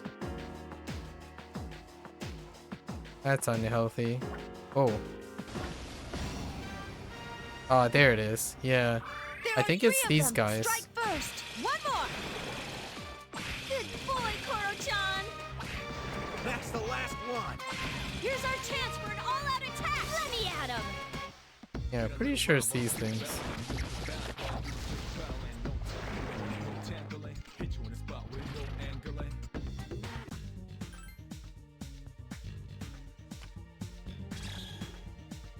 Yeah. Oh, I needed 3 of those.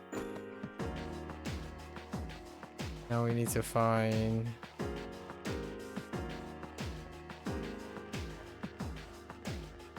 a red shadow. Alright.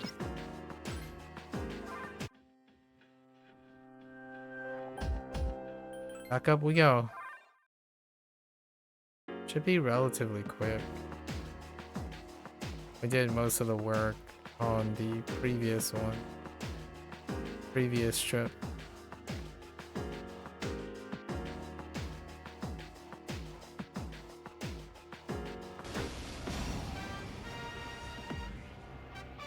There are 4 enemies. Attack! There are 4 enemies left. Persona! I've been waiting for this. Okay, now!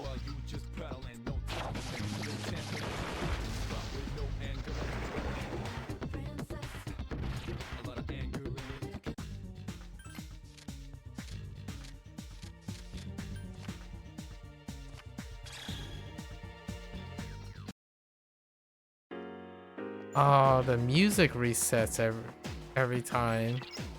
Alright, let's listen to the other one. I think the third one's really great too.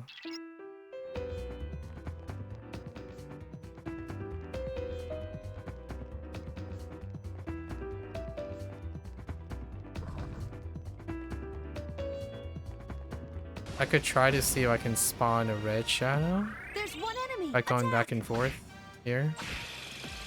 Until at least an hourglass shows up. Oh wait, they do show up because I remember. Yeah, I do. This is a good floor for this. It's a pretty decent floor. The floor layout has stairs on one end, on one of them, and a midpoint, right? So we do have to take them out though, in order to spawn more. There are 3 of them. Strike first.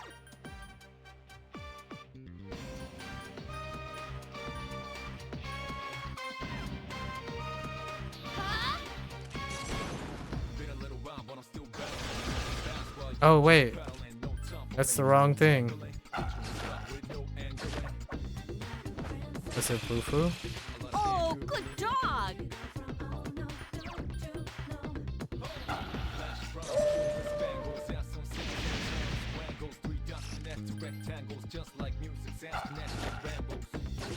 Good job, Koro-chan.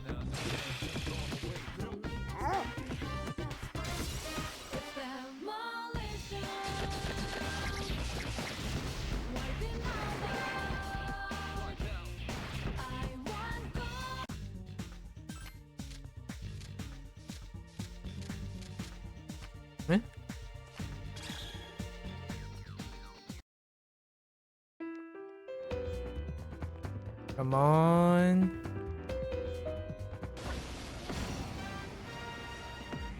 No dice. There are 3 of them. Strike first. Huh?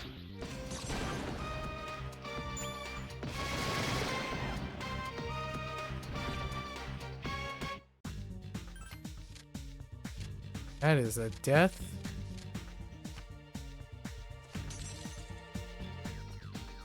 Okay.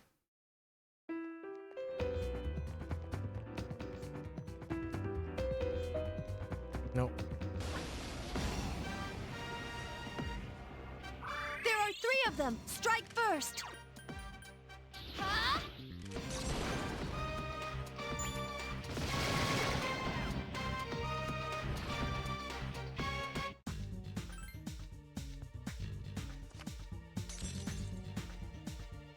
Yeah,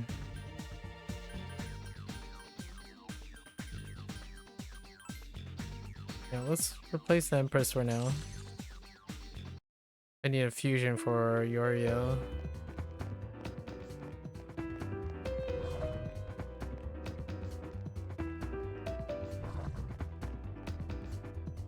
You butthead. Oh. There are 2 enemies.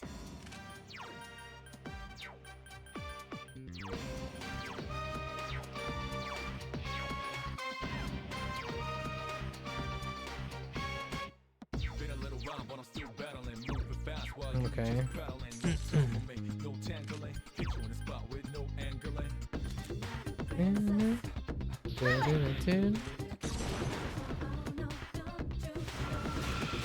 Keep it up. All right, good job. Wow, you're all so powerful. Oh, right. The enemy. Oh, okay, that's bad. I'll be cheering you on from I here. hit the wrong button. 2 enemies left. I won't lose. Okay, I don't have initiative. Wind attacks aren't working. I was kidding. Oh, okay. I won't lose. Electricity doesn't seem to work on it. All right, buddies. About. Okay, so it's just the one. All right, fine. I summon you. I was trying to save some SP.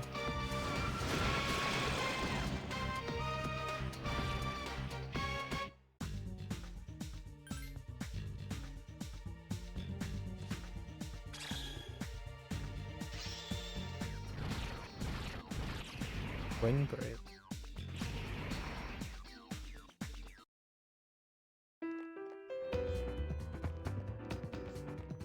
Oh, there's one.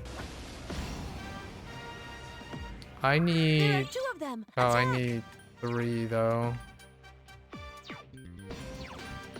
That means I need to find another red one here. ATLUS. The enemy is down. Here's our chance for an all-out attack. Let me at him. I think I got the 3rd Santa time. Just one more.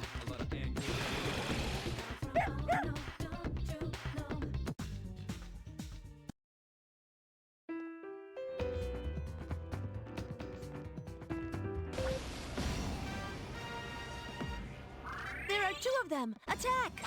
All right, I'll good be job. cheering you on That's the from last here. one.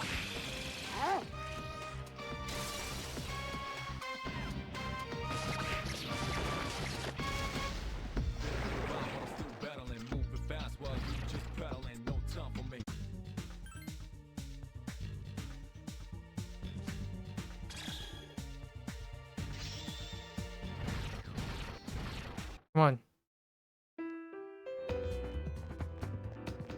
Darn.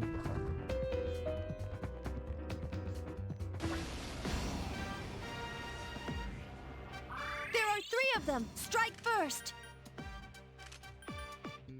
There are 3 enemies left. Caesar! I've been waiting for this. Okay, now!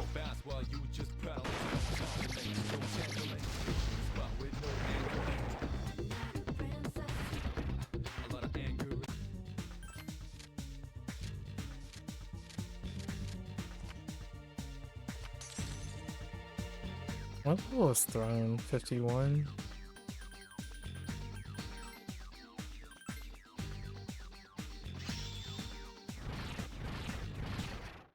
Alright.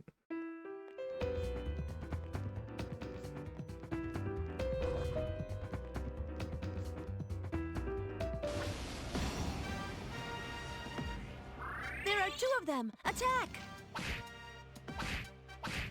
That's the last one.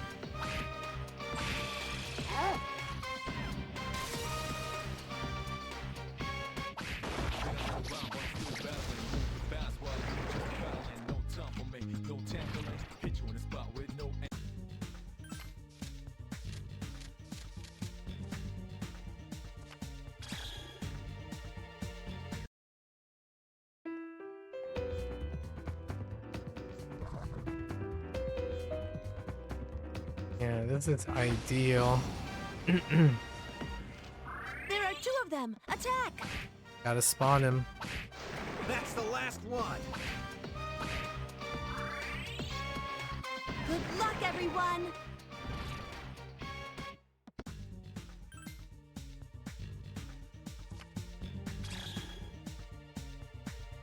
Okay. Nope. There are two of them! Attack!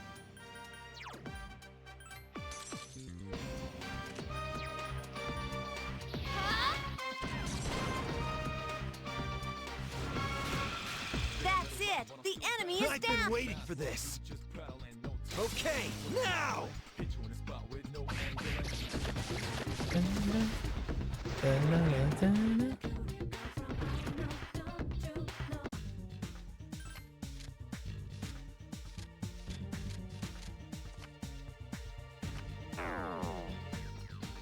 Okay.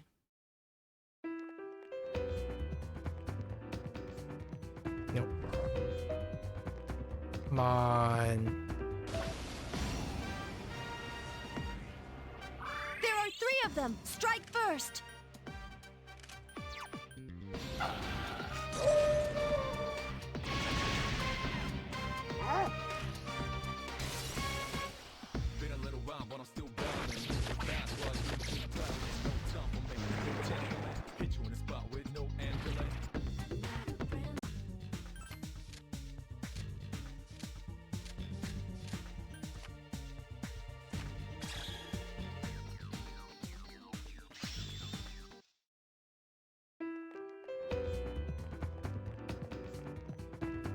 Darn.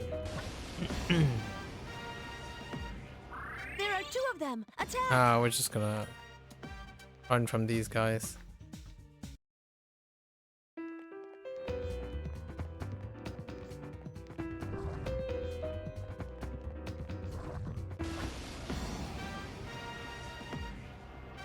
There are three enemies! Be careful! How dare you?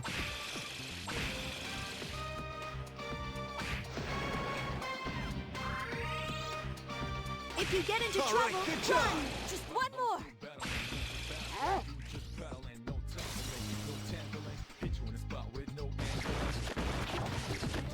Alright, this is just to make sure that I actually picked up the other sand.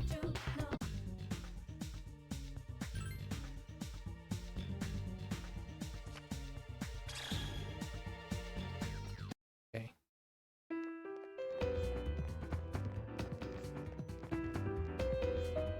The heck? Where'd it go?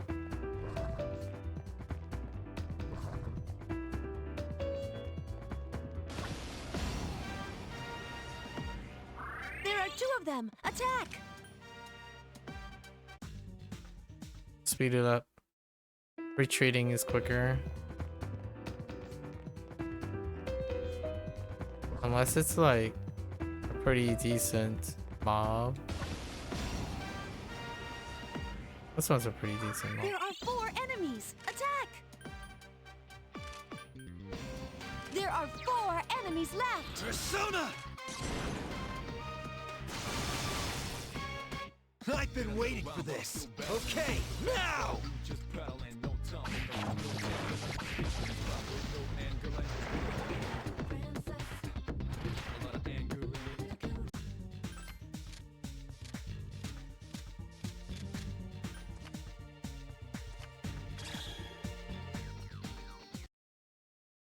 On red.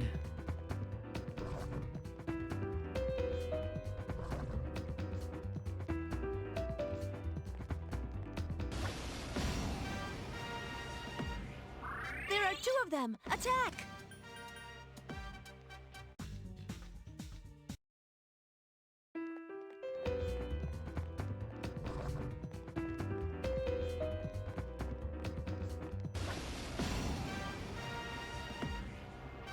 There No, are we're three good of them. now. Strike first!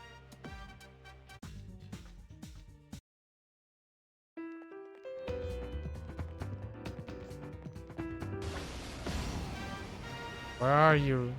There are two of them! Attack! Come on.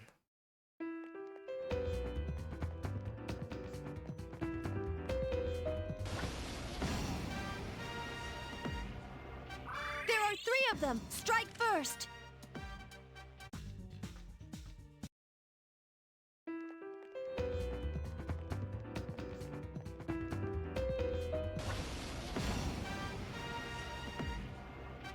There are 3 of them! Strike first! Yes, yes, yes. There are 3 of them. Strike first. Find me a red. Oh, there we go. We found it.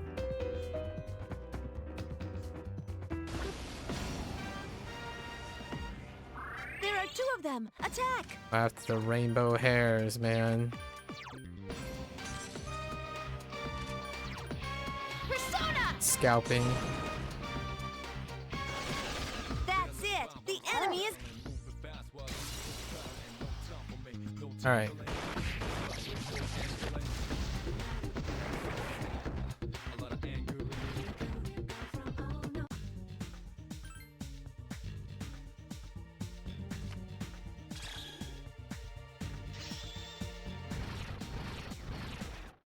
Alright.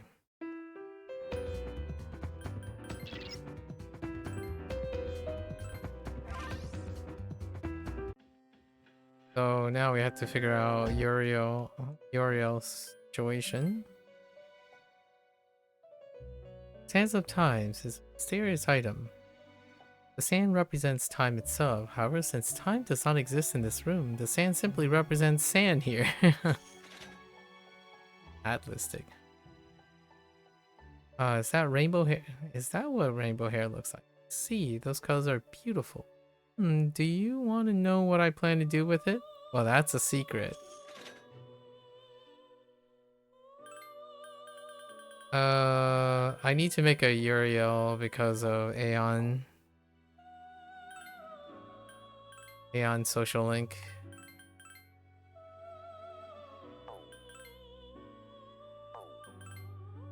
Wait, maybe Uriel is much lower than I think. Whoops.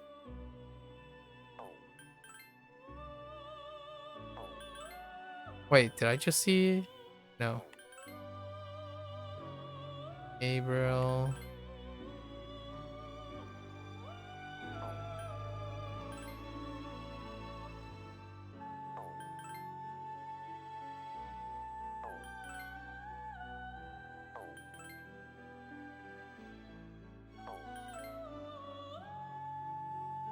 My inclination is probably that Uriel requires Gabriel?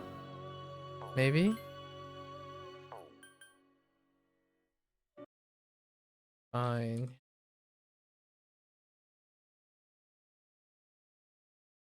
Uriel.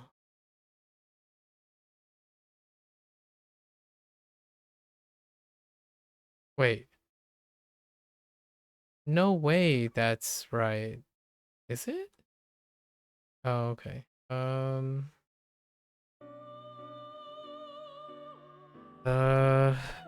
Okay. This seems a little suspicious. Is Uriel really that early? Wait. Hold up. Do I have a Uriel?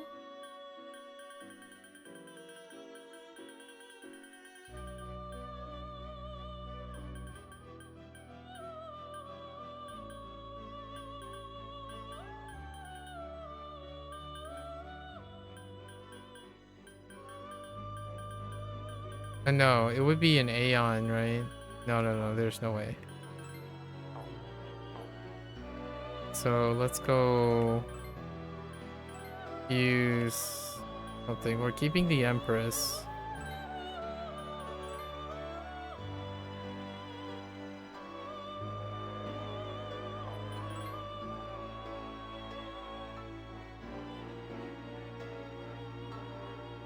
Is there anything higher? Abaddon. Or, yeah.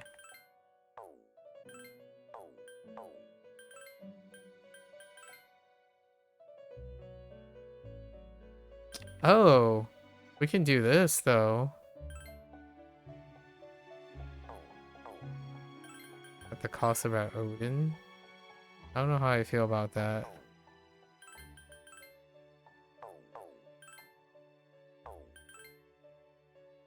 I'll need an Aeon. Okay, how about this? Oh, I kind of want to keep Siegfried as well.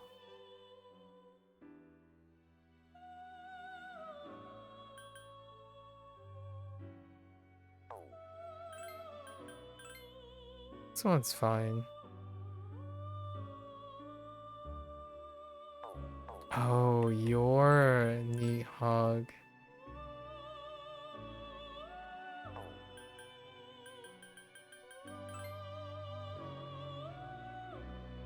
Okay, sure.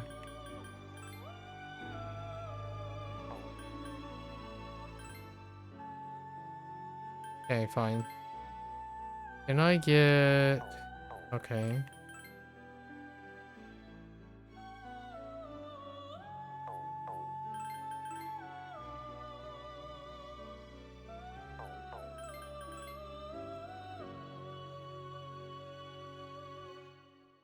Dang, what are you weak to?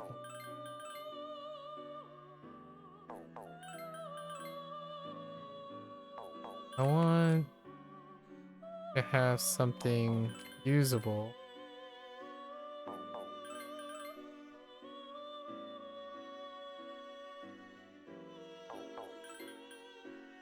Wait, do I have a Garu?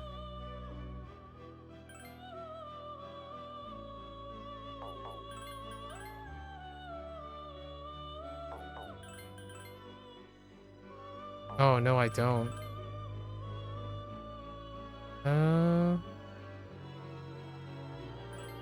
Sure.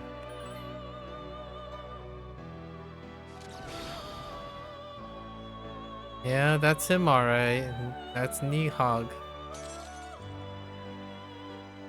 Alright. Oh, we only needed an Aeon. It doesn't have to be Uriel. So we're good.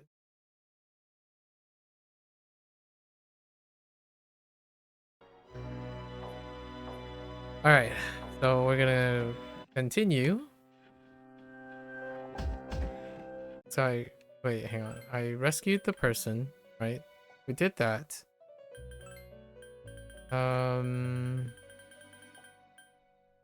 This is block 6.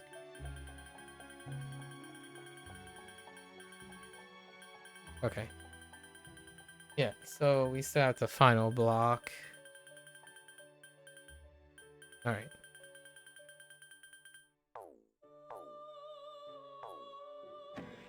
Alright.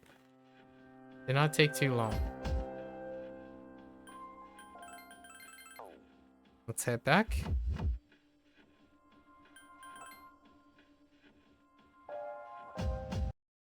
Back to our social stuff. And the big decision, right? Last day of the second semester. Still, who's the person giving the last morning? It's cold today, but it's worth for winter vacation tomorrow. What are you getting with your New Year's gift? We haven't got ours yet. But I want to get a lucky bag. I'm aiming for that purse. Oh, me too. Hey, do you want to start waiting in line today? We could bring a Tatsu. Interesting. Winter break starts tomorrow, though I'm sure most of you are just going to sleep in during New Year's. You better stop relying on your parents so much and don't fall asleep in the kotatsu. Oh, those kotatsu. Okay. Speaking of kotatsu, I'm reminded of a passage from a famous novel, The Shutter of the East Window. Oh wait, that was a futon. Alright, that's enough out of you. A futon and a kotatsu are practically the same thing, wise guy. Are you sure? Are you having fun teasing your teacher? Look, all I'm saying is that if you're not careful when you sleep in a kotatsu, you could get burned, okay? Yeah, those things. Fair enough.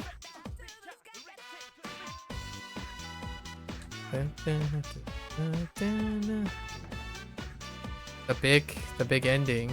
We'll see the bad ending and then call it a day, and we'll come back tomorrow to work on all the side stuff, because there's quite a lot of side stuff to prep for.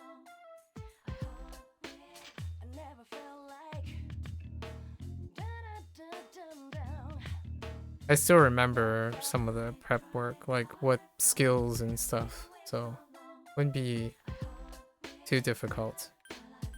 And I think I still need Thunder Call, right? Thunder Calls, gathering all the ultimate weapons and ultimate armor. Resurrect, auto life equipment, or auto life consumables. It's quite a laundry list.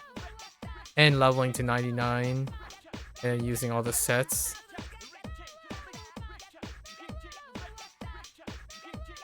We have to level all the social links in order to get access to Orpheus Talos.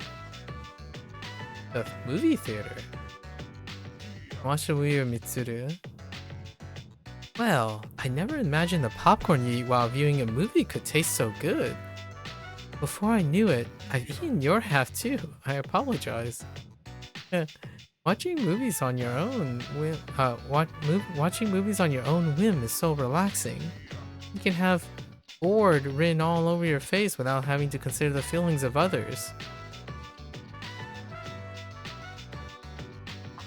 What?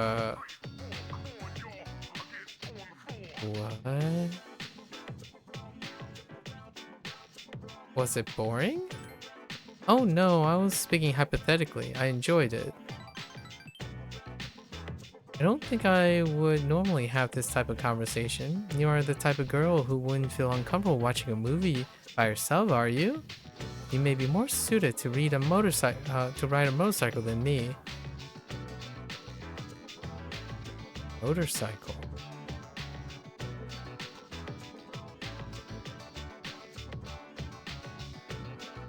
Wait. Oh no.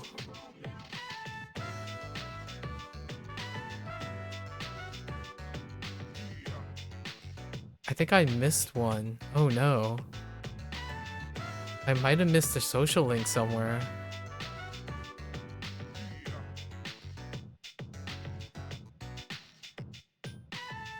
Oh no. I think I'm fine.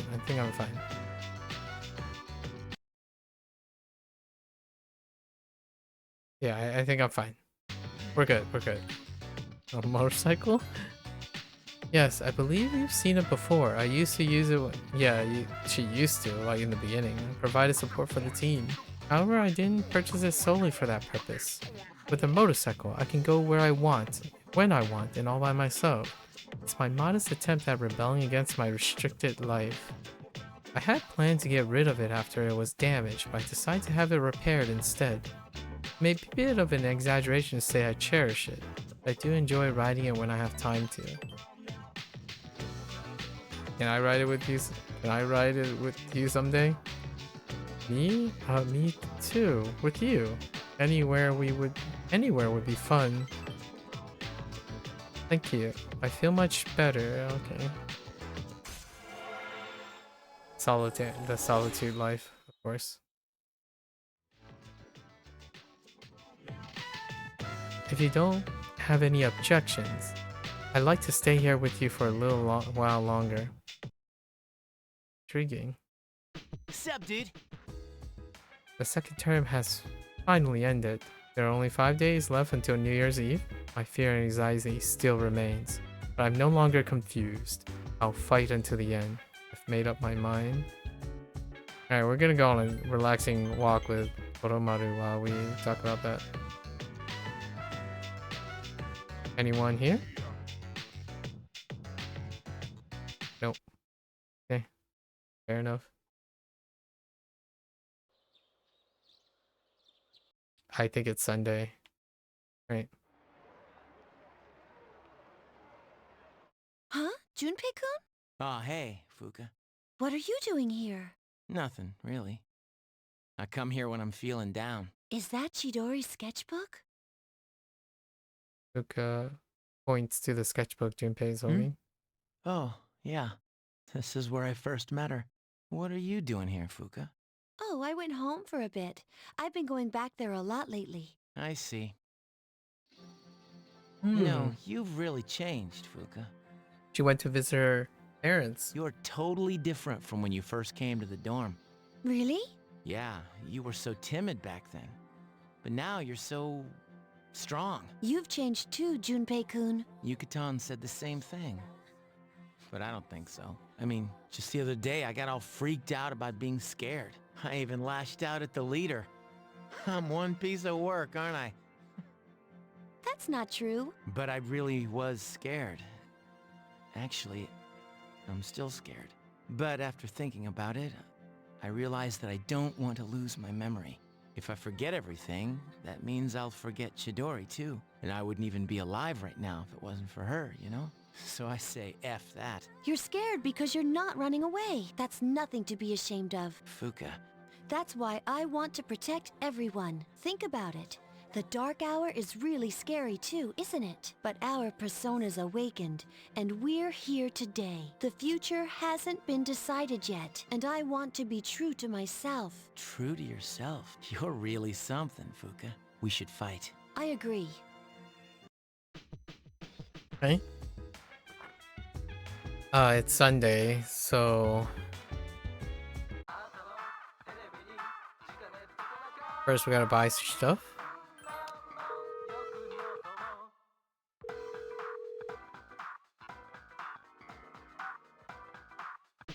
And then we see the conclusion of our Sun Arcana.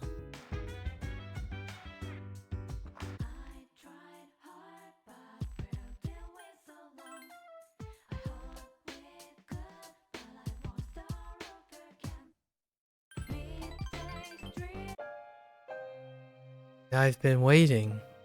I finished my story and wanted to show it to you. Where's a calm smile? As you know, I was having a lot of trouble with the ending, but I finally figured it out. Since the alligator ate his friend the bird, he cried and cried for a very long time. In fact, he was so sad that he drowned in his own tears. His tears became a beautiful lake, around which grew beautiful flowers and a tree with delicious fruit. The other animals in the forest came there often to relax, but none of them knew the alligator has created it or that he was gone. The end. That's the ending I decided on. Even though the alligator did not find meaning in his life, the residents of the forest did. They just didn't realize it. Because the meaning of my life is not something I should worry about. It's really what others think of my life or what I was able to do for them. So for me, or you, or anyone, the meaning of our lives is something that we make but don't see. People can't survive without help from others. We all depend on one another. I don't know if that made sense, but do you kind of get what I'm saying? Absolutely. That's exactly what I've been saying on our digressions today. I'm glad. This is the notebook. I wrote my story in it. It's all I have to leave behind. I wanted you to have something that you shared my last moments. Stood up. My body feels lighter. Thank you for everything. Coming to see me, talking, even discussing the meaning of life. I can be glad that I was born. That one hits home.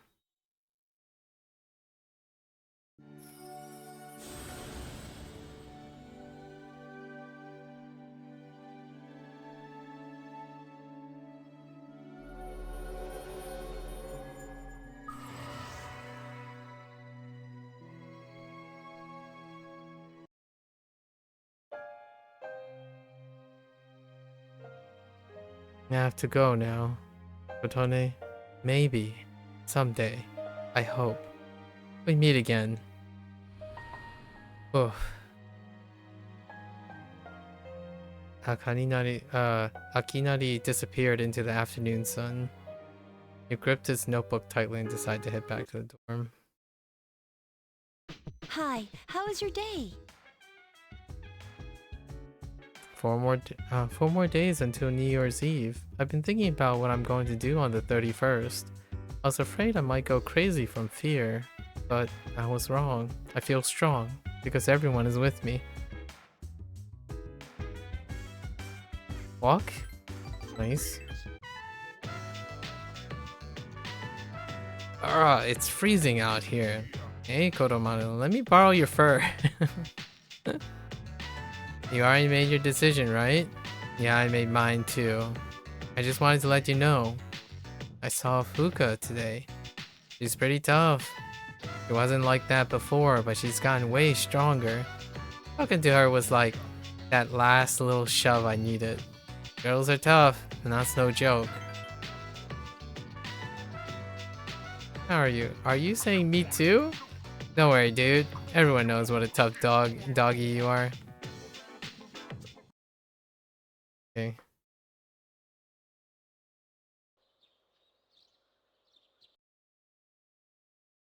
I think we just chill because we have break.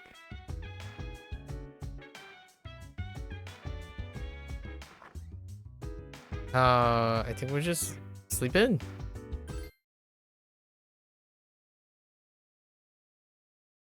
Okay. Package of game.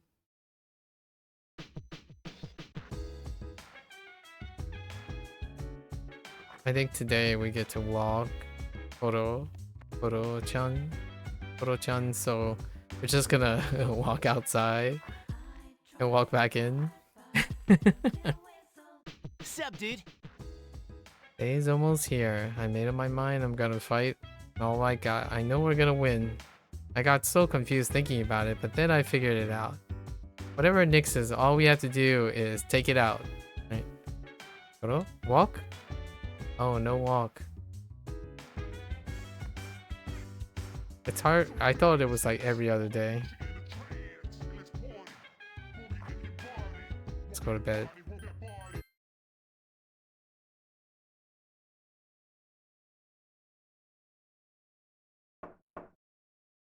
Hello?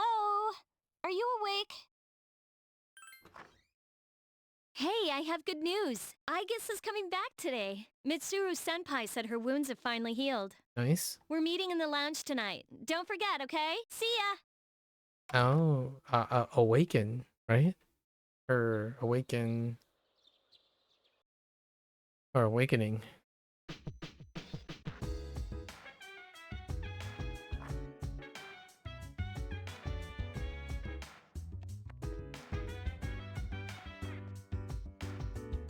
I got nothing other than coming in and going back out. Going back out and coming back in. Everyone's gathered around Aigis, who has finally returned. I'm back, everyone. Sorry to have worried you all. Man, I'm glad to see you. I was getting nervous. Me too. I was fearing the worst. I'm a machine, so I can always be rebuilt. Even if I was completely destroyed, the programming data necessary to recreate me would still exist. Hey, don't talk about yourself like that. They said another week would be required for a complete recovery, but I had the process expedited. Tomorrow is New Year's Eve. I'm sorry for all the trouble I've caused. Mitsuru-san visited me at the lab and told me everything. That must have been difficult for you all to hear. Have you been well? I mean, considering the circumstances. Welcome back. I've come back. 10 years ago, what I did to you was... What's the only... Don't worry about But it. if I hadn't done that to you, you wouldn't be suffering like this. Ryoji has presented you with a difficult choice. Have you made your decision?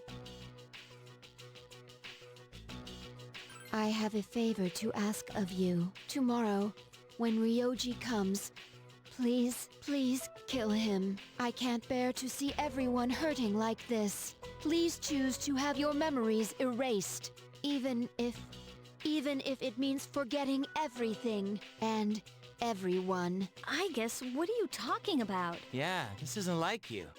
What's wrong, I guess? Why? Why did I come back here? My mission is to protect humanity from shadows. But now I know that I can't defeat them. So then, why am I here? I'm useless. I cannot even shed a tear for you all. Oh, I guess. Why fight when you know that you can't win? What is the purpose of that? Why are you wasting your lives? We don't plan to Yeah, waste. she's right. We're just planning for the future, right, Ken? Right. I don't understand. It must be because I don't possess a life. This has nothing to do with having a life. I'm a machine.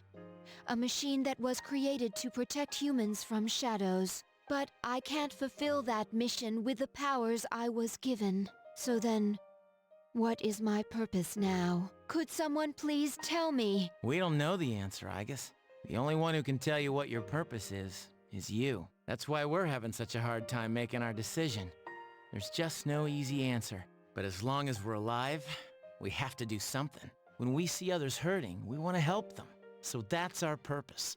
I'm not too good at explaining it, but that's what we all think. Can finding one's purpose really be so simple? When I saw you collapse, I realized something. I want to protect you. I don't want to forget about you. Fuka-san. There are times when you will lose sight of your goal, and you will have to search for it. But if you can't find it again, then you must set your heart on a new goal. I'm not really one to talk, but I feel that I've come to understand something important this year. To truly live, you will need to make changes sometimes. Do you think I can do that? Do you think I can change? Yes. I mean, you've changed so much already. Haven't you noticed? In fact, you're changing even as we speak. I know what my purpose is. I'm a machine who is here to live.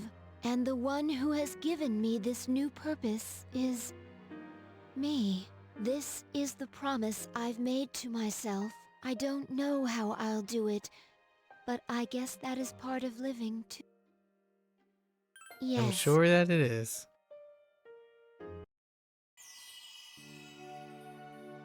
What does her persona look like?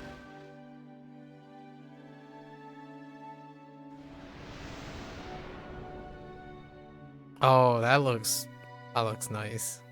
Athena. Will you allow me to join with you all? Of course. Thank you. I will be with you all, no matter what happens. And I'll see you in the 4th year anniversary of P5X when they re-release every single P3 character with their awakened personas, right? That's the spirit! I could see that happening. Second wave of banners. Alright. So, this is where we make our decision. Right. And we'll see the bad ending.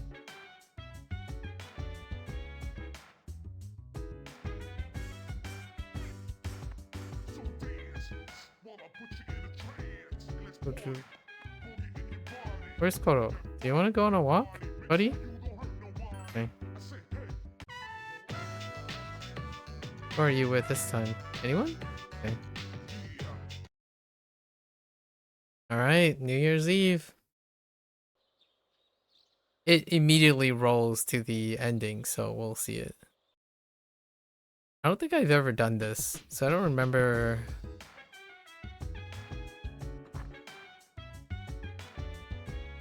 I don't remember how this works, or like what the ending is. So let's look. We just walk back in. Here we go. As promised, the OG has finally come. The moment has arrived for you to make a decision. Hey, long time no see. Midnight's just around the corner. At midnight, I will change from this form into something unrecognizable. So, have you reached a decision? Everyone is silent. Okay. I'll be waiting in her room until midnight. Come see me when you have your answer. Ryoji-kun. Oh, and one more thing. Don't let the fact that you'll have to kill me influence your decision. As I said before, I'm going to disappear anyways. I won't feel any pain by dying, so there's no need to worry about me. I'll be waiting.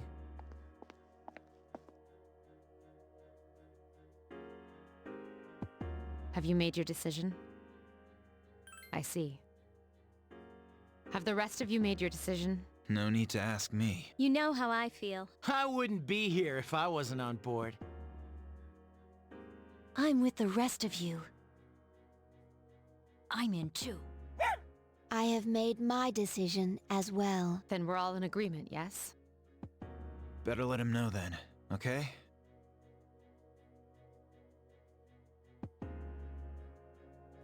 Hey, it's been a long time since we talked like this in your room. Although back then, I didn't appear in this form, and wasn't known by this name. Don't tell me you've all decided to let me live. You're all going to risk your lives on a battle you can't win, but you're the only one here right now, so... I'll say this one more time. If you kill me, Tartarus, the Dark Hour, and your memories of the battles will all disappear. Tomorrow, you'll wake up a normal high school student. You'll be able to live in peace until the moment of the fall. But if you let me live, you'll spend every waking moment until that day in fear of your inevitable death. Nyx cannot be defeated. It's useless to fight her. Are you And we still won't thinking? fight her. Or have you already made up your mind?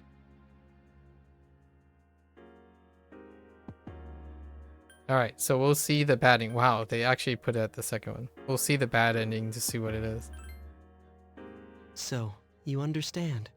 I think that looking to the future is a great way to live, but that doesn't mean that other ways of living are wrong. No one knows which road leads to happiness.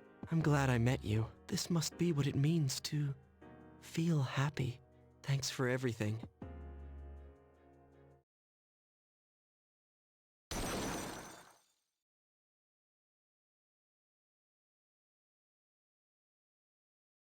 In that moment, everything stopped.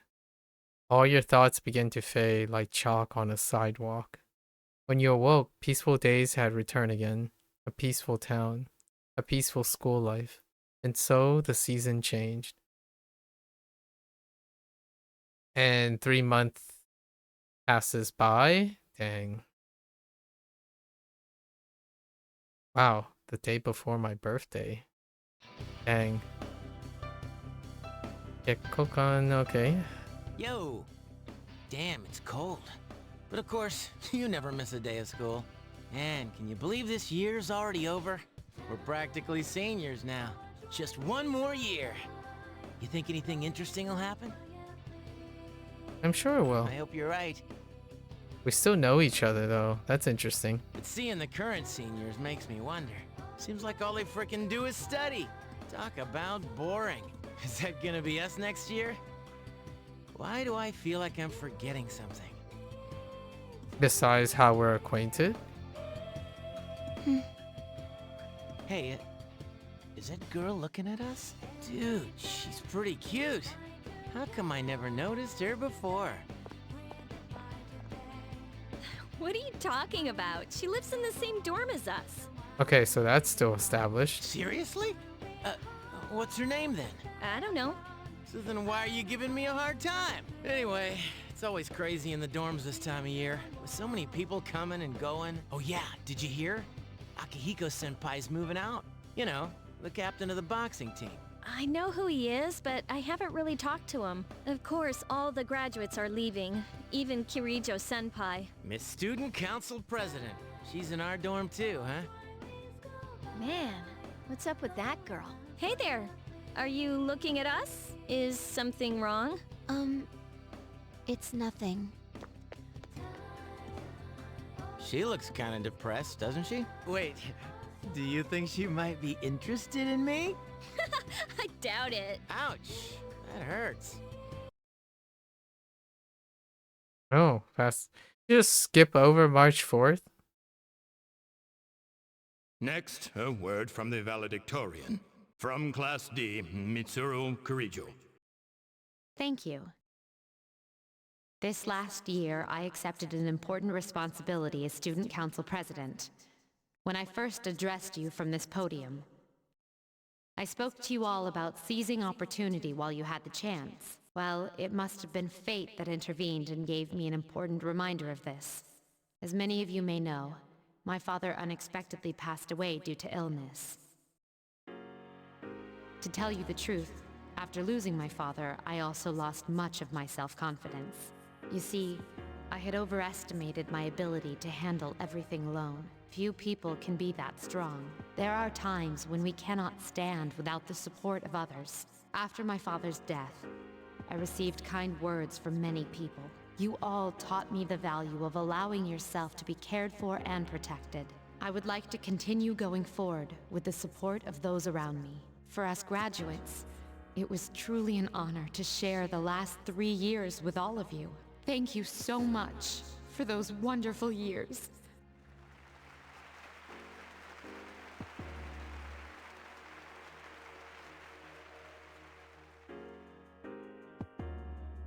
She seems kind of bummed, doesn't she? I guess even presidents cry too.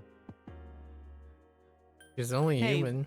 where's that girl? What are you talking about? You know, the girl we saw the other day. I assume she'd be here. Oh, her. Well, there's a lot of people who aren't here. Actually, I'm surprised you didn't skip. Heh, I thought about it. Anyway, next year will be our turn. What have you got planned, Yucatan? College? Sequel, please. I haven't really decided yet. What about you? We've got a plan. Oh, really? You know how the president was crying? Well, I can sort of relate, since my dad passed away too. But that stuff she said about seizing opportunities? Give me a break. We're only in high school. I mean, yeah, it's important, but can't it wait a few years? But anyway, there's really no hurry to decide what we want to do with our lives, right? I mean, high school's hard enough as it is. Yeah, I can agree with that. Here's what I think. Sometimes you're better off not knowing. As they say, ignorance is bliss. Dramatic irony. Besides, you can't always be thinking about the future. In the end, it doesn't matter as long as you're happy. You've got to live in the moment. Carpe diem, right? Dang. Dramatic irony. Yeah, I guess so. Woo! That was some speech. To be honest, I'm not that strong of a person. That's why I get worked up so easily. It's hard to explain. It's just the way I am. Hey, I know where you're coming from. Thinking about stuff like that just gives me a headache. So I try to avoid it as much as possible. Now that's the Junpei we all know and love. Everyone's so uptight these days. They just need to chill out. You know, take it easy for a change. What are you gonna do if that plan backfires? Well, that'll be that. But for now, let the good times roll. Karaoke, anyone? Let's celebrate our future. A graduation party, huh? Well, that does sound like fun. Why don't we all go? It's decided then? Cool. And decide to go to the karaoke with everyone.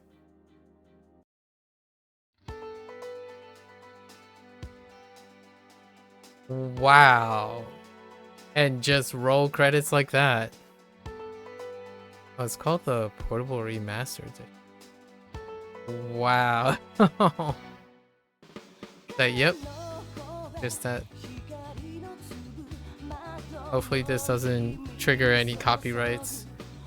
Actually, the last couple videos, the last 2 videos, the Tartarus theme, theme triggered a copyright notice.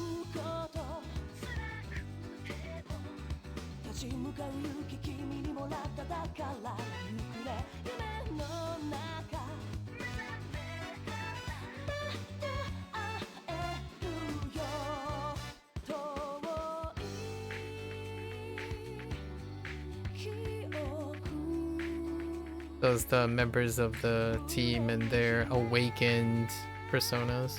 Because that's ISIS.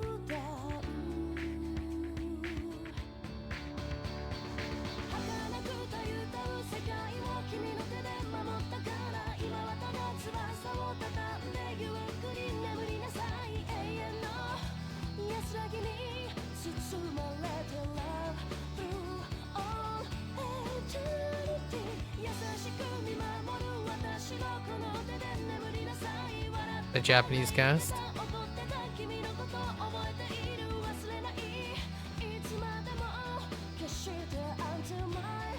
We'll be listening to the Japanese cast in the second playthrough with Makoto Yuki as the MC.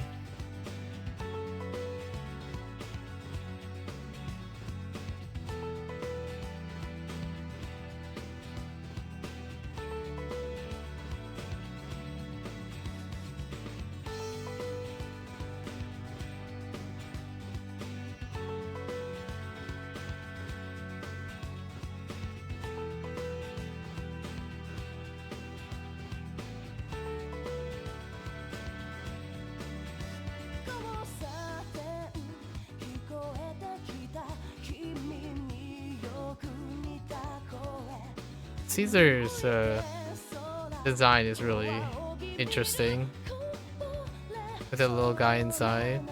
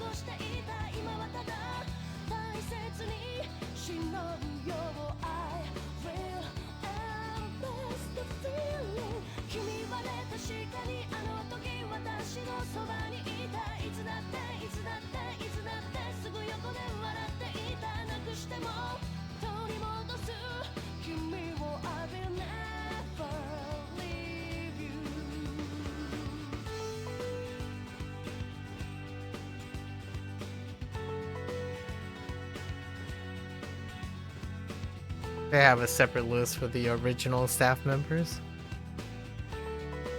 At near the end, more important credits, right? Typically, like the, or you know, they should have. That's interesting. They didn't start with the original staff member.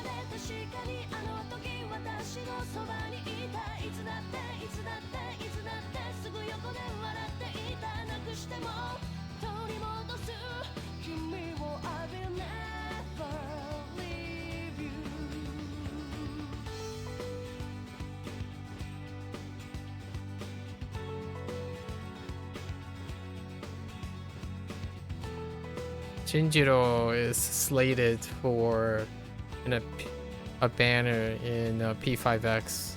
Curious how they're gonna write Shinjiro in it. I'm still getting used to like the names that are involved in the Stadio. So I can get their names. Curious what happens at the end. Is there anything else? Okay.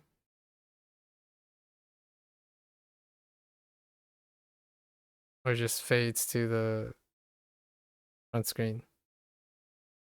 No, we're not going to, but Warning, you're about to go back to the title screen without saying. Yeah. So nothing at the end. This is before the times of like post-credit scenes. Well, yeah, post-credit scenes aren't as common. So now, right? So we're gonna start from that decision part tomorrow and see what the last month will take us. I think the last month, I don't recall, honestly. Yeah, this is where most of the stuff is hazy at most. So we'll be doing that. We'll be working on all the extra things in the last section of Tartarus. There's gonna be a lot more in the form of combat and mechanics and farming. So in this case, who is missing? So we still got the in this case we conclude Ryoji and then conclude Mitsuru's thing, and then there's Aeon and Judgment. I think Judgment is supposed to be dealing with your progression, right, in the final chapter. And also Aeon, I think, is supposed to represent Aegis, I think. We'll see. All right. And that's a wrap for today. So we are gonna go chill, sleep, and get ready for the I guess the good ending of it. There are so many things about P3P that they change, like they kind of, so they stop using the character models, right? The character models are gone. The cutscenes are removed. You have to use your imagination, right? And, oops. And then there are things like the moving around the environment. I clearly remember moving around the environment with your rigged models. Now, because of that, I think when we move to P3R before Christmas, which is kind of poetic because this game does end, the big decision does happen around Christmas, right? We'll see all of the stuff. It'll be very refreshing. I'm genuinely curious there's so much in this game that will be most definitely different in this case. So cutscenes, like animation, I don't know if this P3R was animated by Mappa, because Mappa was responsible for P4. That's as far as I've gone. So we'll see. It's got anime sequences, fully voiced social links, I imagine, and obviously also the absence of the female MC. But that's still on the back burner. Who knows? Who knows what happens? All right, folks. That's a wrap for today. If you're gonna watch this later, arigatou gozaimasu. As always, feel free to follow along. Pick up P3P for yourself. You're always welcome to come on by. Yap. Join in. Talk about things. Existentialism, I suppose. Some determinism. Spiced with some nihilism. It is a topic that I talk about. Not necessarily a coincidence with P3 in a different context, right? I spend most of my time doing language learning, Japanese, Chinese language learning, and we're going to try to complete or like catch up with the modern persona, right? Modern persona P3 and on, the modern era personas legacy project, and in time for the next SEGA title, Stranger Than Heaven, and then follow that with Persona 4 Revival. So those are the two legacy things that I have chosen to kind of use my time to play. The following legacy project, that will be a different story for now. The focus is on the present, right? As the theme of Persona 3 goes. So Until next time, you're more than welcome. Come on by, chat, talk about things. Know that someone out there can reinforce your existence, right? And that's what we have. That's what makes life precious. Until then, I'll be back tomorrow. 皆さんまたね。見てくれてありがとう. Thanks for watching. Catch you guys on the next one. Bye bye.